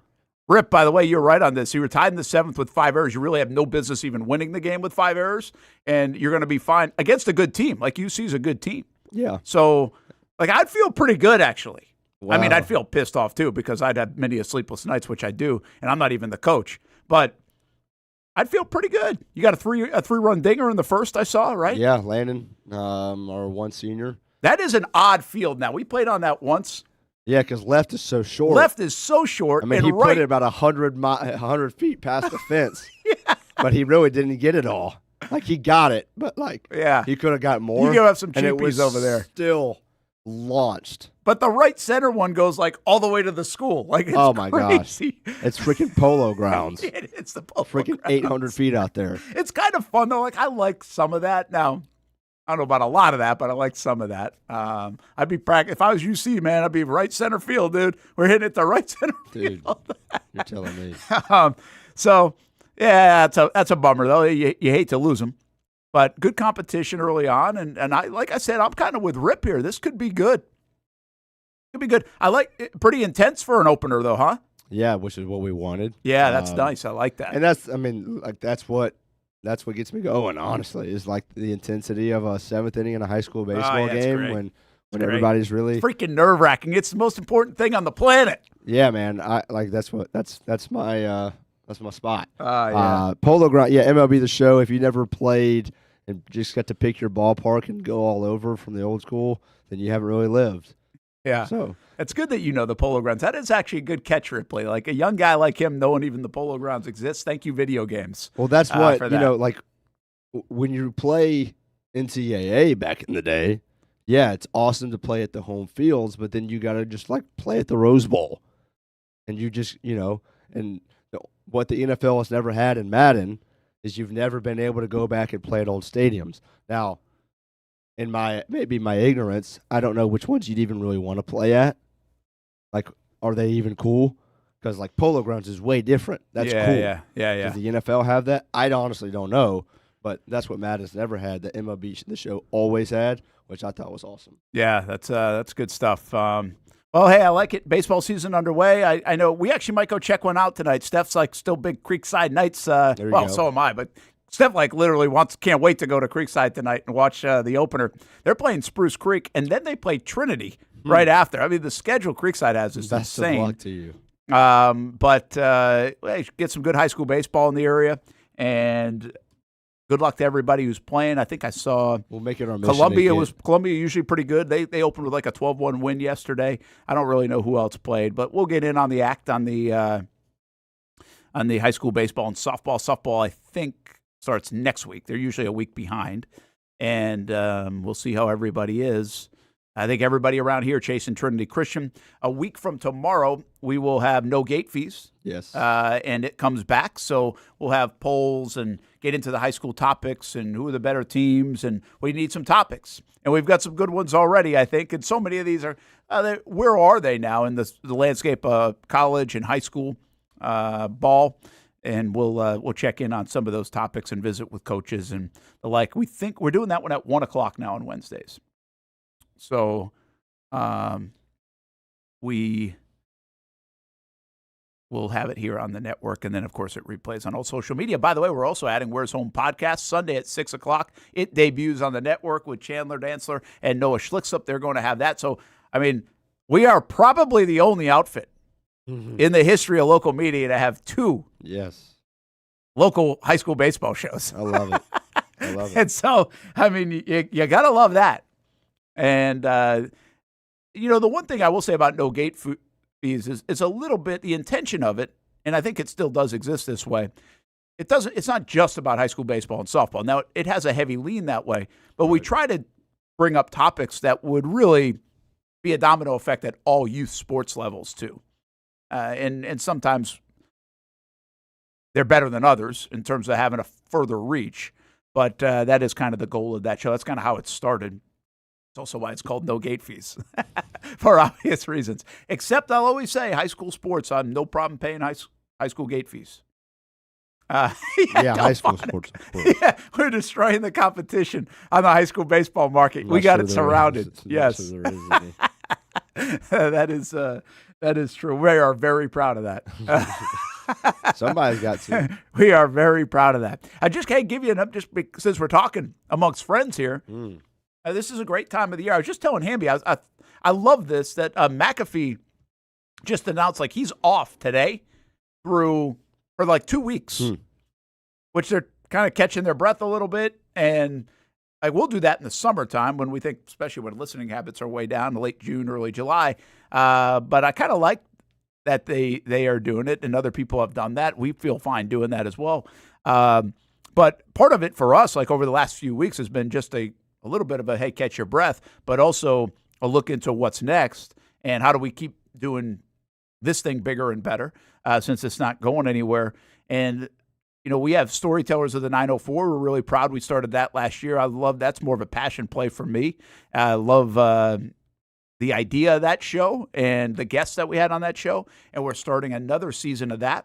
So we're working on taping a lot of those, and then we'll have more on it. And there's a thought now that we might even put some of that on TV, Storytellers of the 904. So we'll keep you posted on that. Cup date with Stuart Weber is back in the swing of things starting next week after Daytona, which, by the way, he'll be down in Daytona tomorrow. Stuart in Daytona on Thursday. And then, of course, there for Daytona 500 on Sunday. We have Road to Victory Lane. So a lot of NASCAR coverage week in, week out. Here on the network, we already do Talent Talk with the Ospreys, Fleet and Footy every Thursday if you like soccer. And, of course, we know the shows Miller and Moulton in the morning, ours Brent and Austen Show, and Club 904, which is in the offseason with me, O'Brien, is just on Tuesdays for now, and then we'll replay. It was 3 days a week during football season, and we'll see kind of where that goes. And we've got another couple of shows in the hopper that we're working on and seeing when we can get it rolling. So, long story short, we're trying to get a little something for everyone here on the network, and got some other ideas, too, as we continue to grow it on the Action Sports Jacks 24/7 network. Republic Services recycled headlines of the day. And I was actually thinking about this during the break. Are there really any headlines of the day? RecyclingSimplified.com, by the way. There are national headlines. I was actually thinking our headline, Heavy, might be high school baseball season is underway. College baseball season underway on Friday. Across Division I. But it actually struck me a little bit about this time of year. You should have seen me this morning trying to come up with the headline. Yeah, it's pretty wild if you think about, and this is something I said yesterday, what are you looking forward to? Because really, so many headlines will revolve around the Jags. And that's what I'm getting at. I mean, we can find headlines anywhere, but so many revolve around the Jacksonville Jaguars and NFL season and everything else. And when's the last time we had a piece of information coming out of the Jags? Pacucci was hired as the run game coordinator. So it was Pacucci hired, and also there's another bit. The secondary coach. Yes. Arojo, I think it is. Yes. And so there was that. There was finalists for MVP and Coach of the Year. Right. So maybe last Thursday. But that wasn't like Out of the Jags, no. Yeah, that was nominations were like 2 or 3 weeks ago. And I think that all happened at about the same time. Yeah, the retention of the OC and DC when they didn't get the jobs, which was now, a couple weeks old? So, but I'm telling you, get used to it. Like, I don't think this is going to be a news-riddled offseason for the Jacksonville Jaguars. I just don't. And it's really weird. It's really weird. I'm having a hard time getting my arms around it because it feels like there's always something going on, something to keep an eye on. And unless something sneaky happens, I don't really think there is that right now for the Jags. Now, we're going to get to the league year, and they're going to start. We're going to get some rumblings here over the next couple of weeks that, hey, they're not keeping Devin Lloyd. Hey, they're not keeping Travis Etienne. And then we'll talk about it for the 15th time because we've kind of anticipated that. Now, will they trade for someone around March? Potentially. That could be the piece of news that is interesting. But I just think this is a really wild offseason, and I can't stop thinking that way about it, especially when we do our Republic Services recycled headlines of the day, that there's really not a lot coming out of there, and I don't think there will be an amazing amount of news that comes out of there over the next even few months, outside of normal stuff like, hey, they signed a free agent because this is free agency time, or they drafted so-and-so because it's draft time. And I don't think that's a bad thing. I think I say it from like, hey, we need something. Not really. Delphonic, the free agency, that March time is going to be big, and I think it falls right in line with the Players' Championship too. So which is always interesting to me around here because it'll be bigger than the Players' Championship, at least for a couple of days on that Monday, Tuesday, Wednesday, and then lead right into the Players. But yeah, I think that will be the big piece of the offseason, and then of course the draft. And who they ended up with and what the holes are. But I think that's why we'll come back to what we talked about earlier in the show a little bit, and Travis Hunter. I think Travis Hunter will continue to be the story. Obviously, Liam Cohen and Gladstone in the front office, but also Trevor Lawrence. But I'm not even sure there's a lot of story around Trevor, other than you ask the question, where's he going? Is this where he's staying? And I thought about it. I'm not going to do it right now, but I thought about over the last couple of days, like a deep dive on Trevor in his 5 years. Now, he's 5 years into the league. Will be kind of fun to do this offseason. Really where he's at, what he's been through, where he's going, and some of the things he said last week, which I know you guys talked about on Friday, and I didn't want to reiterate too much.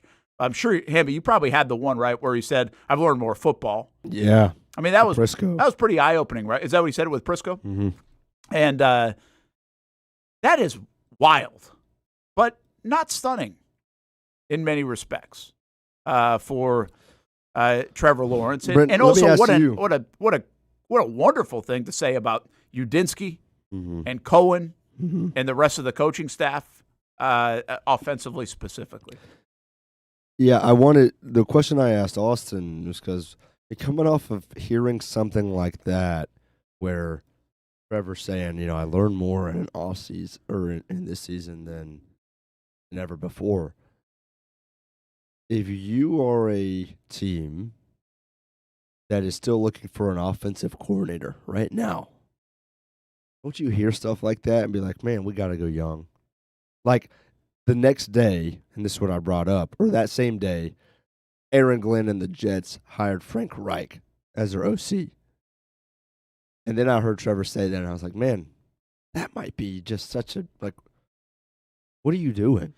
Yeah. You can't hear a guy who, by the way, was uncorrelated, but still correlated, was buddy-buddy with Doug Peterson, and Trevor saying he learned more with one season with Cohen and Udinski than 3 years with Doug, and in his whole career, like Frank Reich's probably running the same brand of offense.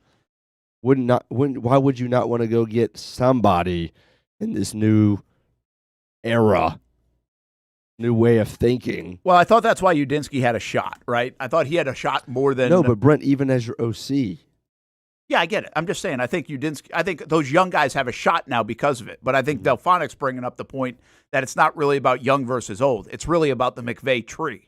It's the Shanahan tree, McVay tree. It's how they attack it and look at it. And if you take that part into consideration, you got to go back and look. Like the deep dive here is just go listen to the quotes. And the ones that stick out to you about Liam Cohen are whether he said it in his opening presser, whether he said it with us in a sit-down, whether he said it in October, whether he said it in December when people started really poking around on why the Jags are so good. He would say he got his PhD in coaching from McVay, but I think it's deeper than that. I think the reason he got the PhD in coaching from McVay is because they look at the defensive side as much as they look at the offensive side. And I'm paraphrasing, but that's where they attack. They attack from... They almost work forward and backwards. Yeah, in and out. Like that is, I think, where Trevor is saying, like that's where my knowledge starts to go up a lot because now he's interpreting that way. But this is a big shout out to McVay and I think Shanahan as well, like in that family of that's why you got to go get these guys. That's why Arizona went and got the McVay tree because it's working for everyone else. Right. Is it going to work to the degree it worked here in Jacksonville? Who knows? We'll see. But I think the amount of education that is now there, and I know what you're saying. Some of that's fresh, right? Some of that's this new wave. But here's where I think I was right on this. I don't really say that a lot, but I think we've said this multiple times toward the end of the Doug Peterson era. And I think this is where we were right. This wasn't a knock, so to say, on Doug. I think Doug's a good coach. Doug won a Super Bowl, okay? Doug is a good coach. Doug knows how to call plays. Doug should have kept calling plays. There are a bunch of things Doug messed up here by the end of it because that's why he was out of it. Mm-hmm. But I think Doug's not a bad coach, dumb coach, got bad at coaching, all this stuff. Like, that is not it.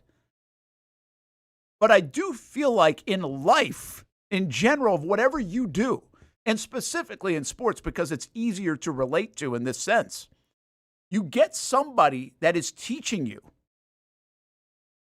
and they can only get you to this point. And the reason you want other coaching, the reason why if you're a mom and a dad and you're the one coaching your kid, that you should hand them off at some point is because you only know so much. The kid is only going to hear so much from you. They have to get it from somewhere else. And I think that's what this was with Doug and Trevor specifically, is that Doug did a wonderful job of getting Trevor from here to here in 22 and 23, and some of that was injuries and then the rest of the team stuff.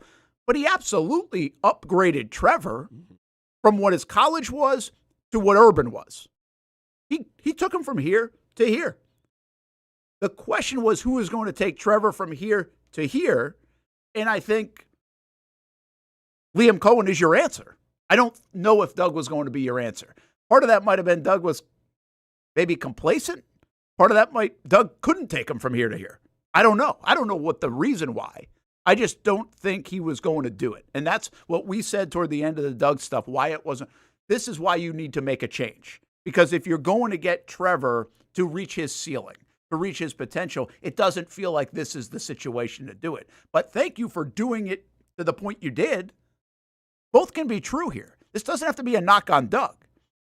Some people are just better than others. Hamby, you can learn this business from me for a couple of years or as much as I can tell you, but for you to go to boom, you got to probably learn it from somewhere else. Like, that's not a negative thing. That's just a reality. I think you got to hear it from different people. You learn different ways. Some people connect in different ways. Something registers different for you in time and space. One of my pitchers came back in the spring and told me something that his coach had been telling somebody else. Like, bro, I've been telling you that for 2 years. Yeah. But he might have said it a different key word, or his ears might have just been better. Yeah. You know, in the last year. Versus that is exactly what happens. And I really feel like that happens in life. Like, I reflect on that sometimes about, like, well, the reason you think about it now is because, like, you're a parent. But it's like, is everything you get from your parents? I would say no. Like, I don't think so. At least I don't think so. Like, hats off, mom and dad. I got this, I got that, I got this, I got that. But also, I feel like I got this from my best friend. I got this from his dad. I got this from another family I was hanging out with a lot during my younger years. Or, you pull from all these. I got this from my boss in Albany. I got, that's life. Well, there's no difference in athletics. That's why you hope you get in a good situation. That's where situational stuff comes to play. That's why Tom Brady and Bill Belichick worked. Would Tom Brady in the 6th round in Carolina have worked? You're out of your mind if you think it would have. I don't believe it. I just don't buy it. That's where the luck comes into play, right? And again, that's for you in your life, us in our jobs, whatever. Reflect on it. Go ahead. This place, we're not doing this in about 95% of the markets in the country. We're in a good situation to be doing what we're doing right now. And how we got here wasn't probably always the cleanest way. But, I think that happens in sports. That's my point. I don't know if Cohen is going to ever get the fullest potential out of Trevor. He might. He might be exactly what Trevor needed. But not just Trevor, by the way. Might be exactly what Anton Harrison needed. And the domino effect there is wild. So I know that's kind of deep. But I actually think that's the nuance of sports. That's the reality of it. And that's why we don't like that. We really don't. We love – I think I saw now that in hindsight when you guys were talking about this last week, and you put your question was posed, and this isn't a knock, I'm just saying your question is, is this a judgment of Doug? Doug couldn't – well, maybe Doug couldn't see that. That wasn't Doug's vision.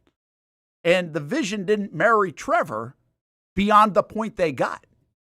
It doesn't mean they hate each other. Doesn't mean Trevor's bad quarterback there. Doesn't mean Doug's a bad coach.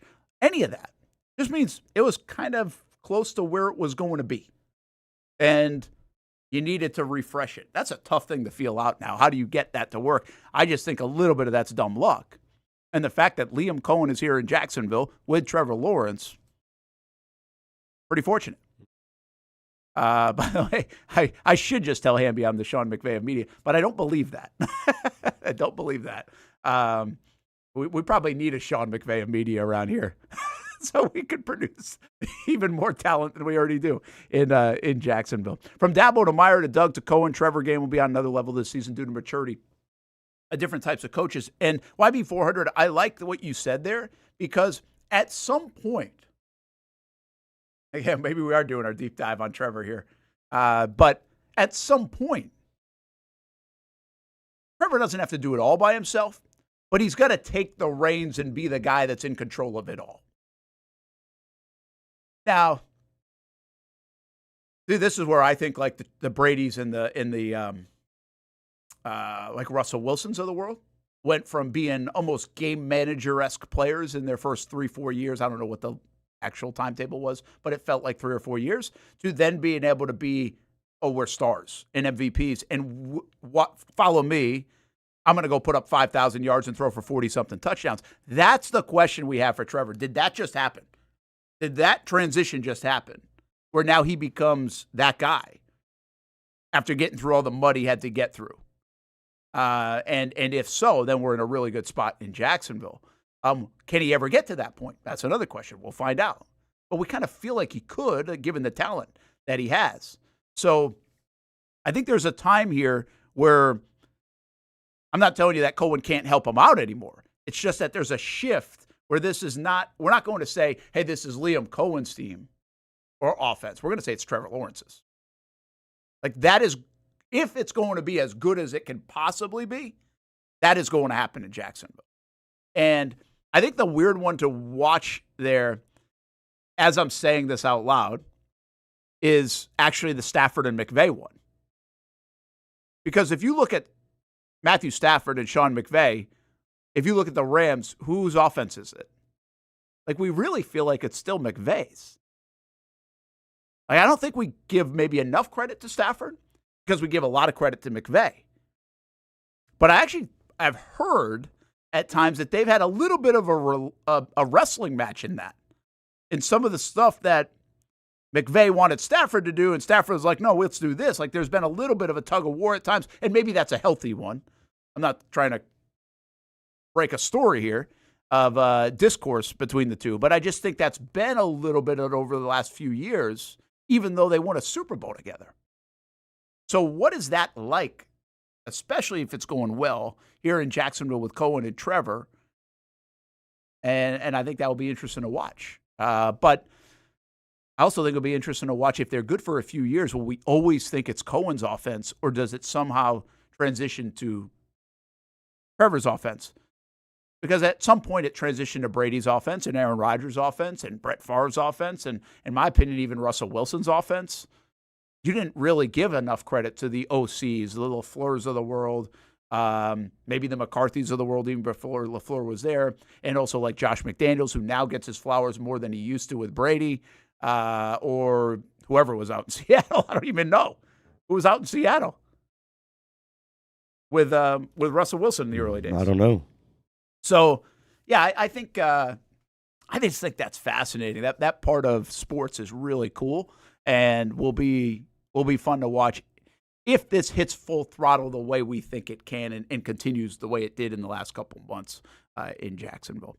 Delphonica jumps in, or actually, YB400. Look at Matthew Stafford, who had to relent in Detroit, but went with offensive genius from McVay, and boom, a Super Bowl ring. Yeah, again, and I think there's a back and forth there. He had some wonderful years in Detroit, too, now. Wonderful years, statistically speaking. But was it the team that got Stafford, or was it Stafford hitting another level? Like, that's something they know probably more than us, and it might not be black and white. Delphonic says can be even more than play caller and QB. Look at how Jacoby Myers unlocked the offense in the middle of the field. Yeah, exactly right. And to me, that's like the puzzle piece stuff we're talking about this week a little bit. What decisions are they going to make that unlock something like that, maybe on the defensive tackle? Can they find the defensive tackle like Jacoby Myers that unlocks everything else? You're always looking for a key. Jags could use one in that spot. We'll be right back. Brent and Austen Show, Action Sports Jax 24/7 Network. Most of us know how to throw.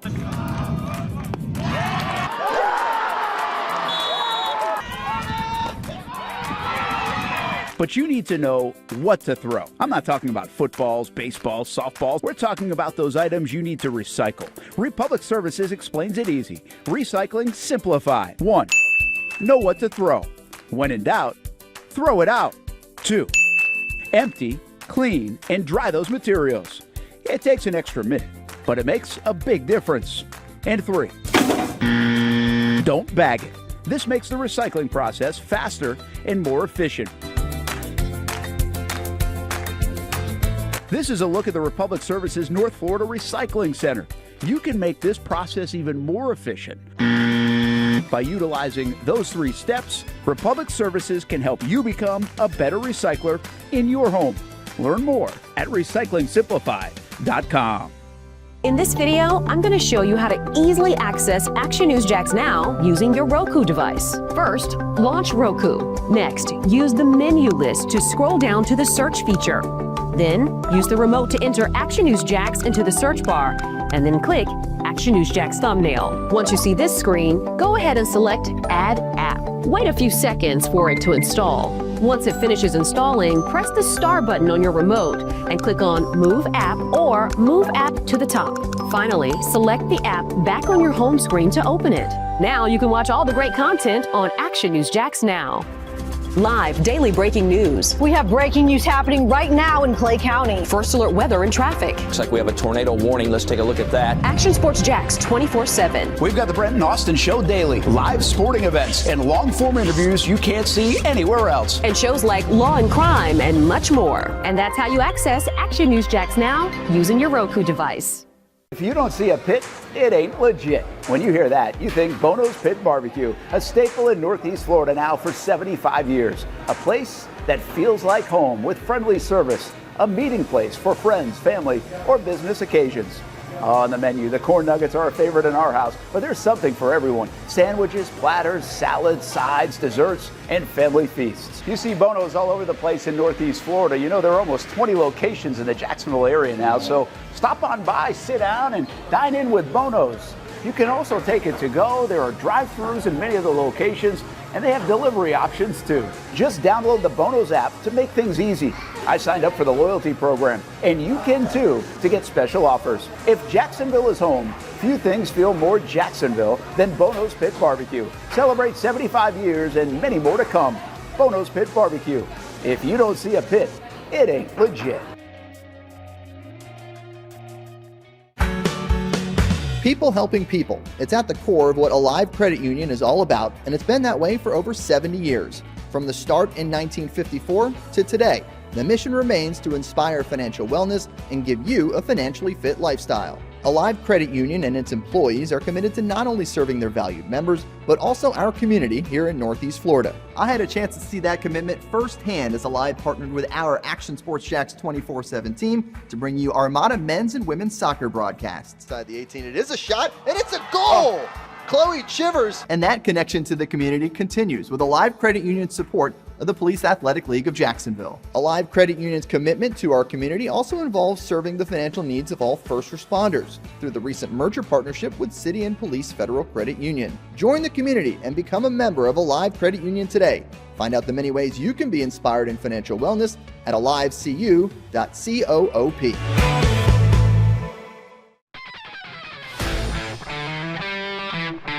Hey guys, we got a new player today. I hear he's pretty good.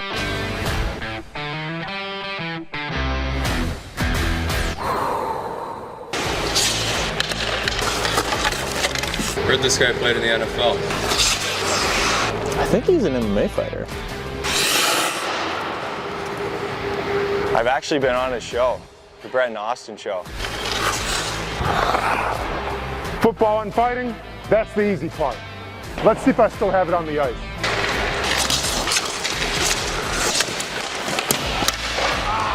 What the heck, man? Who is this guy? He's saving everything. Leave the hockey to the pros, man. It's hockey season. Come on out and see the Icemen play. Get your tickets at jacksonvilleicemen.com.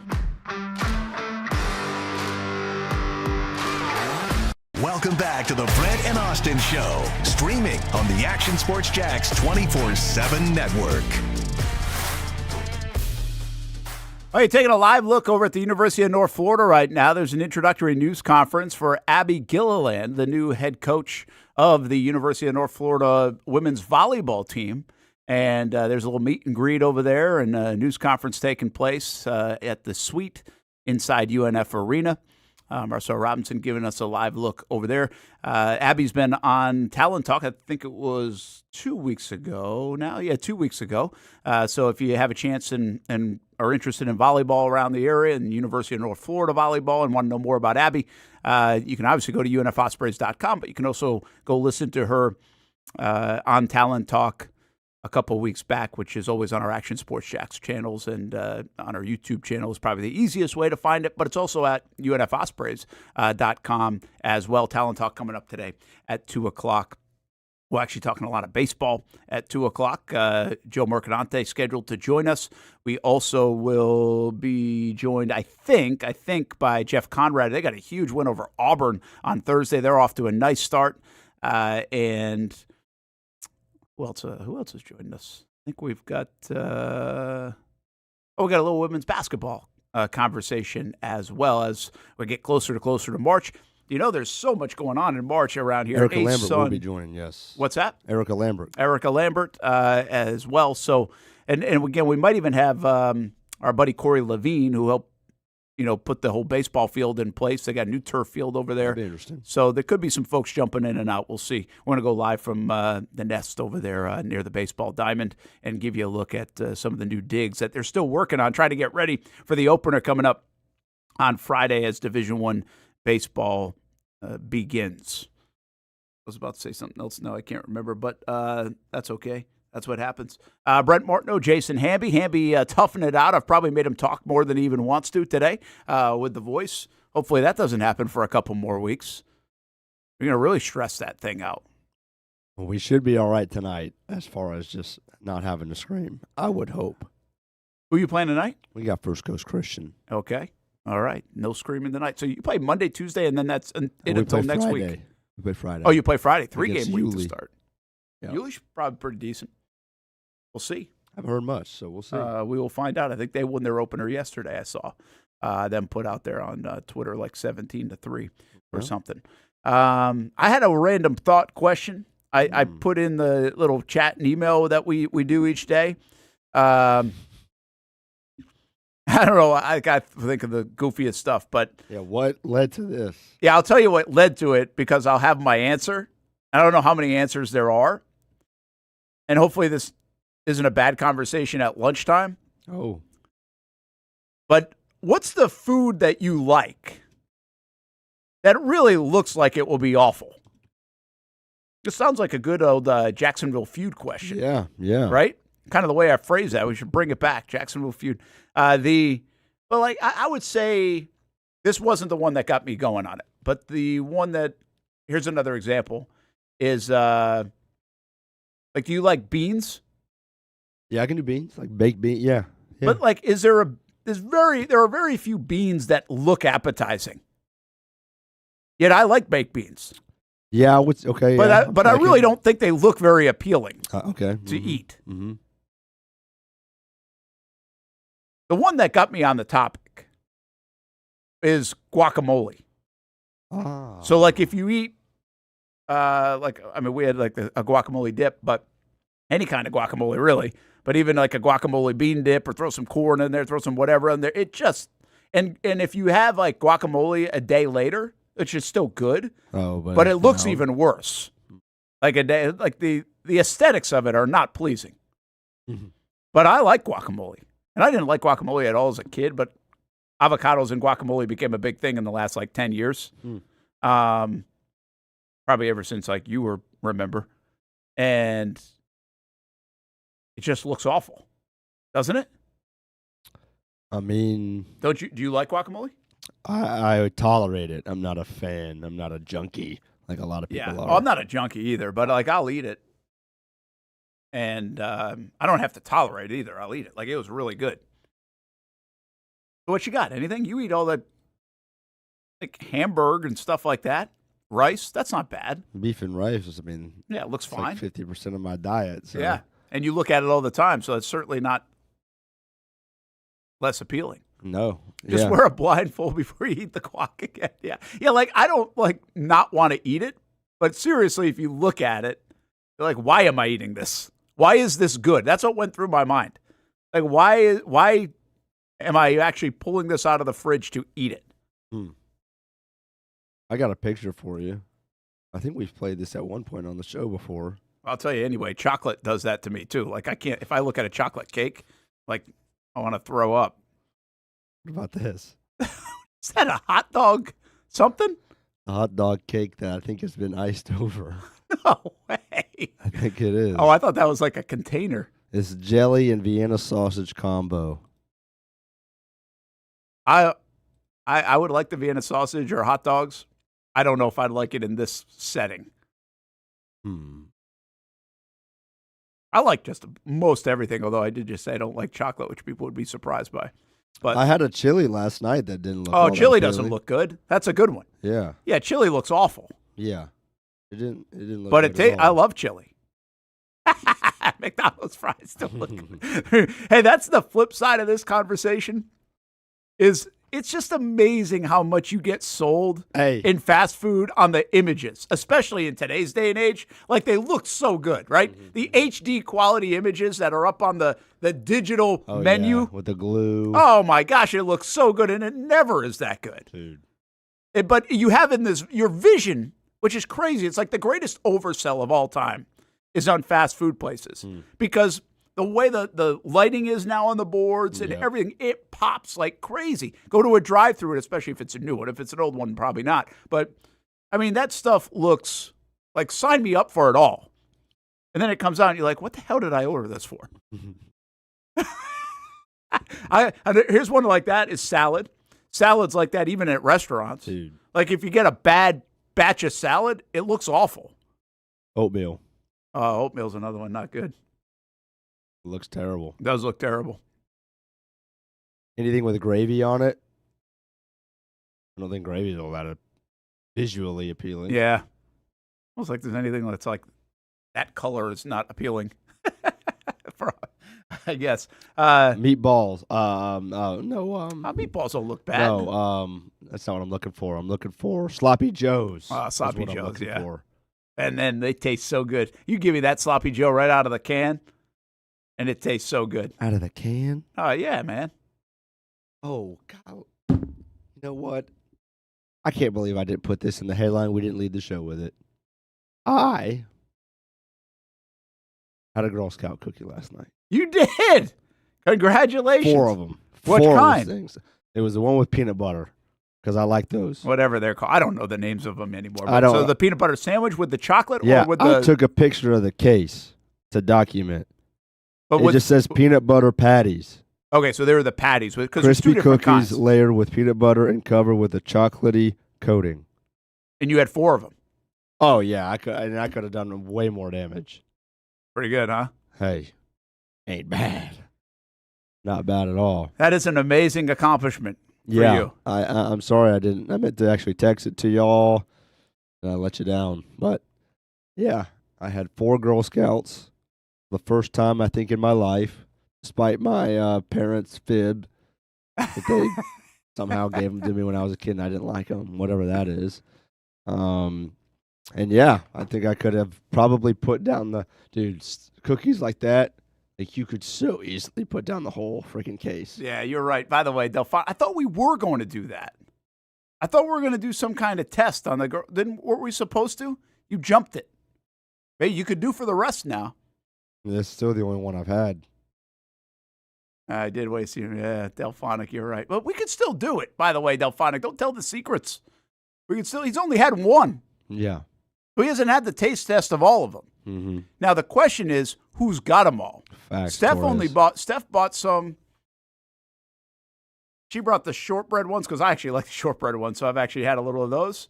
And Thin Mints because everybody seems to like Thin Mints.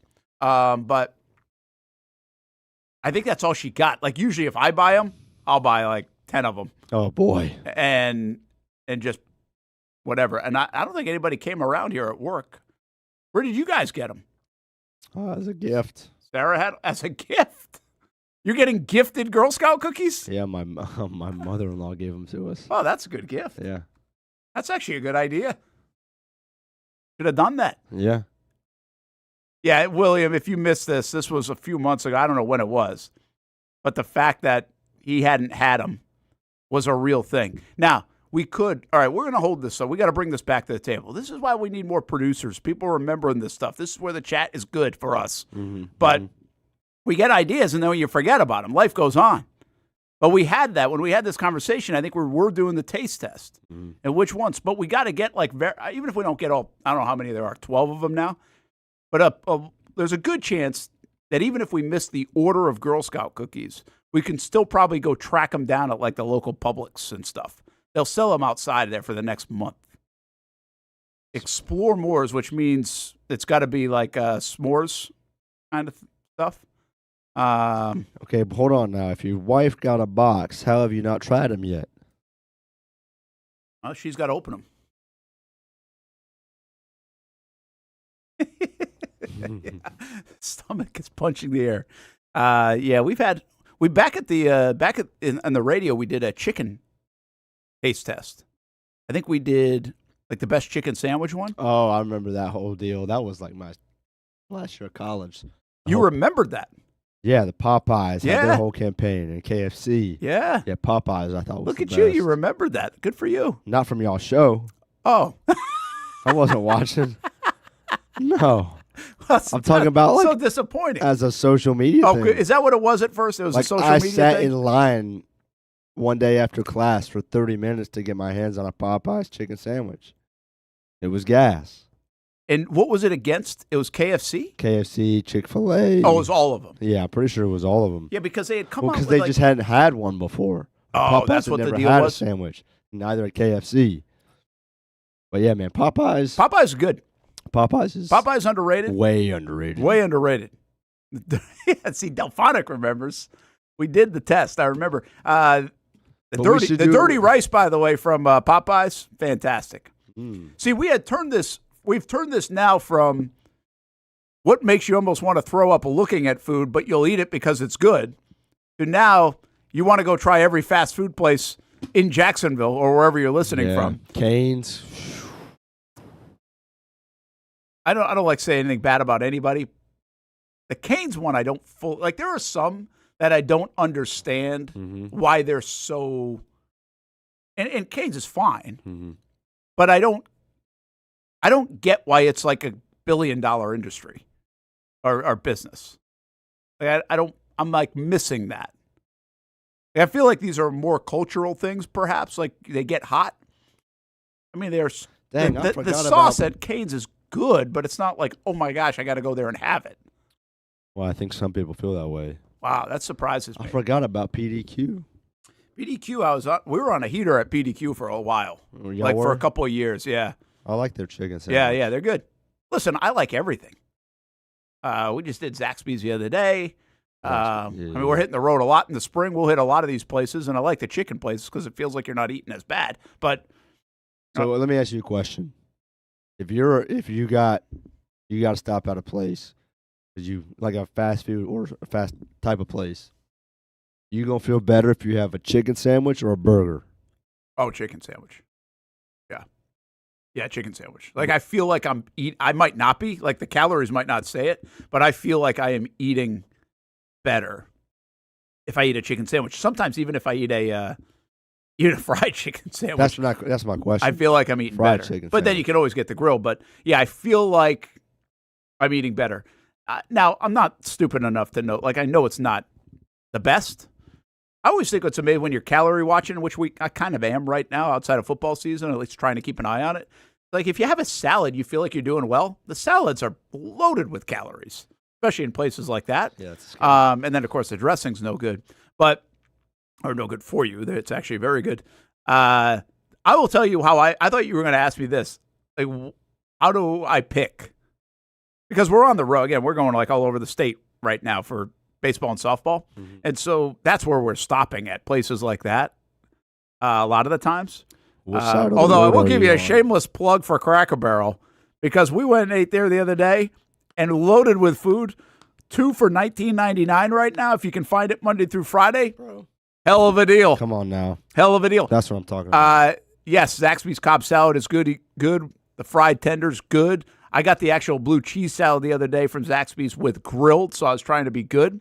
But here's my differentiator on picking a fast food place. Let me just say this.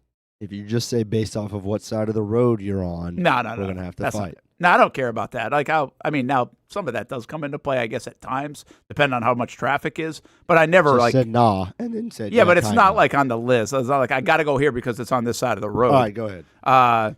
It's all about the fries. Like if I am going to get fast food, it's all about the fries. And to be honest with you, that's why I go to Zaxby's. Zaxby's fries are really good, in my opinion. I like the crinkled fries, and I actually do really like the Chick-fil-A fries, the waffle fries. No doubt. They're so good.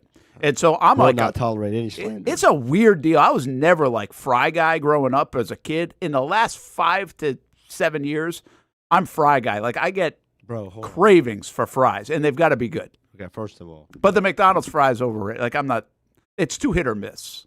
Well, what does that mean that you weren't fry guy as a kid? Like I just don't think I was motivated by like going to a place by fries. And if I had fries, I had fries. Like it didn't matter to me. Now, like I literally get cravings for fries. Like I'll go through stretches where I'm like, I'm gonna just go get a large fry. I don't even have to get anything else. Okay, yeah, that's a little crazy. Yeah, I don't get cravings for almost any. I get cravings sometimes for Chinese food. Yeah, you told me that. And I get cravings for fries. There were a few years ago, I was like stopping and getting fries all the time. Now I'm trying to be a little bit better about that. Here's what you're gonna think is crazy. The way that you think about fries, I'll pick where I go based off of the Coke because they taste different. I would agree with that. Like most of that Chick-fil-A's got a top tier Coke. I will. McDonald's sometimes. I will raise that a level. Depending on location. Wendy's, not trying to throw any shade. You got the freestyle machine. You're going to take a hit for that. It's going to mix all everything in there. Well, by the way, you didn't put McDonald's at the top of the Coke? I just said. Oh, you said top. I thought you said Chick-fil-A. Depending on the location. Sometimes the McDonald's have and sometimes there have nots. When it hits, it hits. All right, well, let me go next level. Let's raise this another level then. Okay. Because you're right, and Steph's a big Diet Coke drinker. I'm less of one now, but used to be a big Diet Coke drinker. Mm-hmm. It really comes down to styrofoam cup or not. All right, hey, now we're and in. apologies for the No, I'm in with you. for the planet. But styrofoam cup sorry. Diet Coke is way like 100 times better. Dude. Especially in Florida when it's hot. When you get the sweaty cup, it's the worst. Dude, over the summer, when you went to that Sonic and you got Sonic, that Route fantastic. 44 styrofoam, Oh, and you just said, hey, I know it's 44 ounces, but we've had a day. Dude, you just raised it up another level. You know why? the size, No. Because the crunchy ice is better than the other ice. another one. So the 100%. perfect world is probably Sonic. Yeah. They got crunchy ice, We used to go and they there got styrofoam cup. just for the drinks. Oh, it's amazing. When they had the happy hour, I don't know if they still do it. I've not been to their establishment in quite some time. Another underrated place, by the way, is Sonic. But Route 44 of Coke, I think, was like 70 cents during happy hour. Couldn't beat it. Pretty good. Now, I this do was remember back the in the 99 day. cent one. I was a teenager.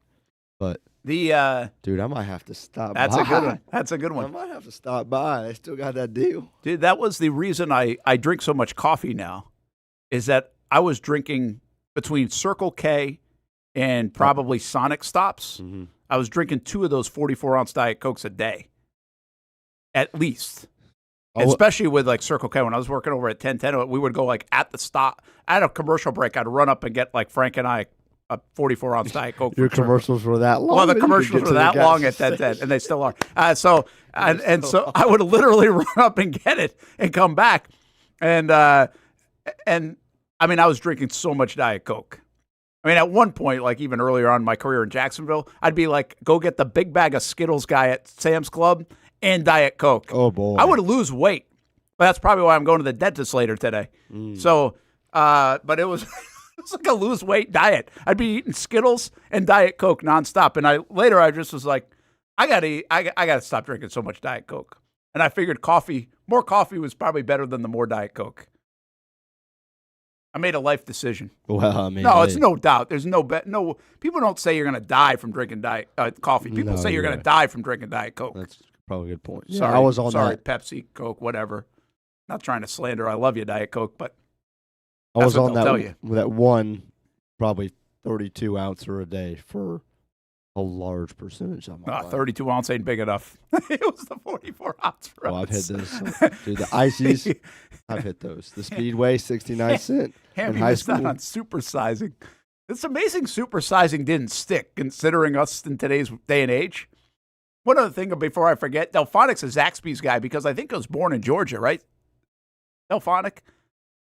I think he feels like a Zaxby guy. I think it was probably in your neck of the woods. Yeah, I think it I felt like Zaxby's was. There's so many in Atlanta. But was Zaxby's might have been born like in where's Georgia Southern at? Southern's in what's the name? Statesboro. Statesboro. I yeah. think that's where Zaxby's was born. I'm not sure. I could easily look it up. But Statesboro. it Yeah, is? you nailed it. Yeah, look at me. I feel like we've had this conversation before. Probably It's coming have. back to me now. The other one that I always get fascinated by is like Chick-fil-A's just went up north in the last 5 to 10 years. Yeah, bro. Like, what have y'all been eating up there? Well, yeah, and Zaxby's now are moving all over. No, but like seriously, what are they eating up there? That's probably why they're pissed all the time up north because they don't have no Chick-fil-A's. I don't think that's why. I mean, I actually went. I was really surprised. I went home at Thanksgiving and I was really surprised to see Cane's was there. Oh, good for because them. I felt like that would take a while to get up there, and it's up there. The seasonal depression with the winter and all that has gone down this year because y'all finally got some good food. Now the question is, when will Buc-ee's get all the way up there? Yeah, y'all are good on that though. Y'all don't need that. I don't know if Buc-ee's can fit up in like New England. Everything's so small, you know. So I don't know if it can really make it. No real estate. Gas stations are way better down here too. By the way, you don't have alcohol and beer and stuff in most gas stations, but back home, like you Say can that get one that more here. time. You don't have alcohol and beer in Rhode Island in a lot of the gas stations. maybe most of them. I think it's a. You got to go to the liquor store. I think it's a law. You got to go to the store. Oh. Now you can get them at like the supermarket. Now I think. I think you can. Maybe you can't. I forget some of the rules have changed, but like on Sundays you can't buy. The alcohol stores the liquor stores are closed in Rhode Island. I think not Massachusetts. Yeah, Calvin, he knows. Yeah, not enough land to have Buc-ee's. I would say. My daughter and her boyfriend are planning a trip to PDQ when they visit. Yeah, it's not that deep. It's not that deep, brother. Planning a trip. Brother. Like, that's on the agenda, which, by the way, I do this when I go back home. Like, the food is on the agenda. But I'm not sure, like, PDQ would make the list coming back to Jacksonville. I figured maybe a barbecue place or somewhere else that you frequent. But PDQ, that surprises me. Now, again, Buc-ee's, if there are only a handful of them, that used to be a destination place for anybody we brought down. Now it feels like everybody's been to them. So that's pretty good. Crazy, isn't it? Crazy how we build our life around those kind of things. All right. Should we just talk about food from 12 to 1 or 12:30 to 1 every day now for the show for a little bit? We could do it. It is lunchtime. We could do it. It is kind of when you have the most fun, not going to lie, like talking about stuff like this. I don't know about the most fun, but should be brought. Delphonic, you should have to bring a topic to the chat every day. It's got to be off. It can't be sports. Somebody's got to bring a topic every day, and it can't be sports. Put us on the spot.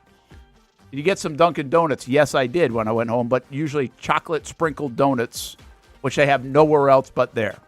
So yes, I did. If there ain't a pit. Not legit. Go to Bono's for lunch or dinner tonight. Check them out. 20 different locations here in Northeast Florida.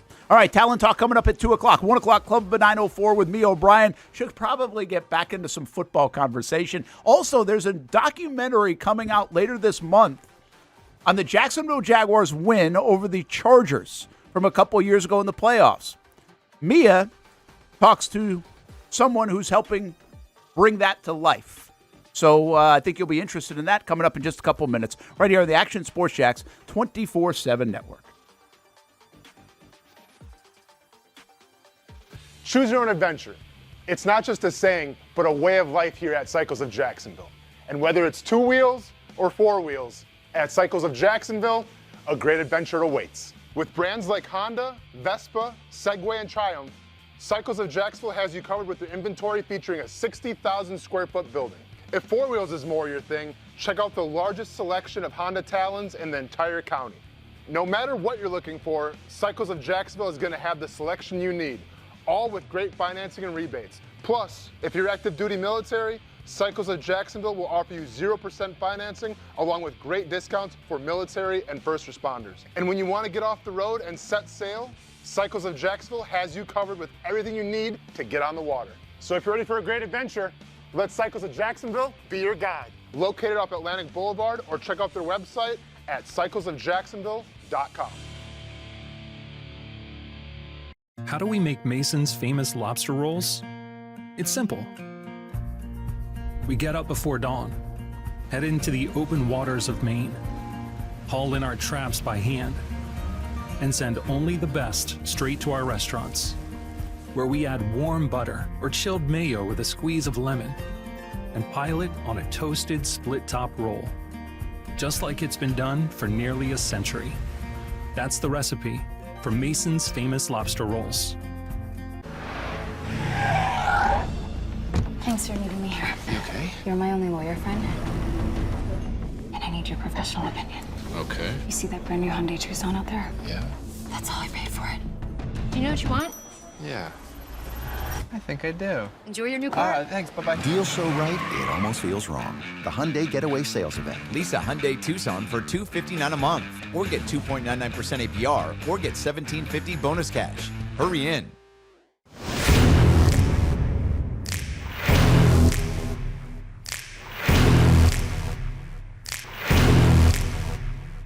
Grab some friends and go to a restaurant or head out for a drink and some conversation. Watch your favorite team play on the big screen.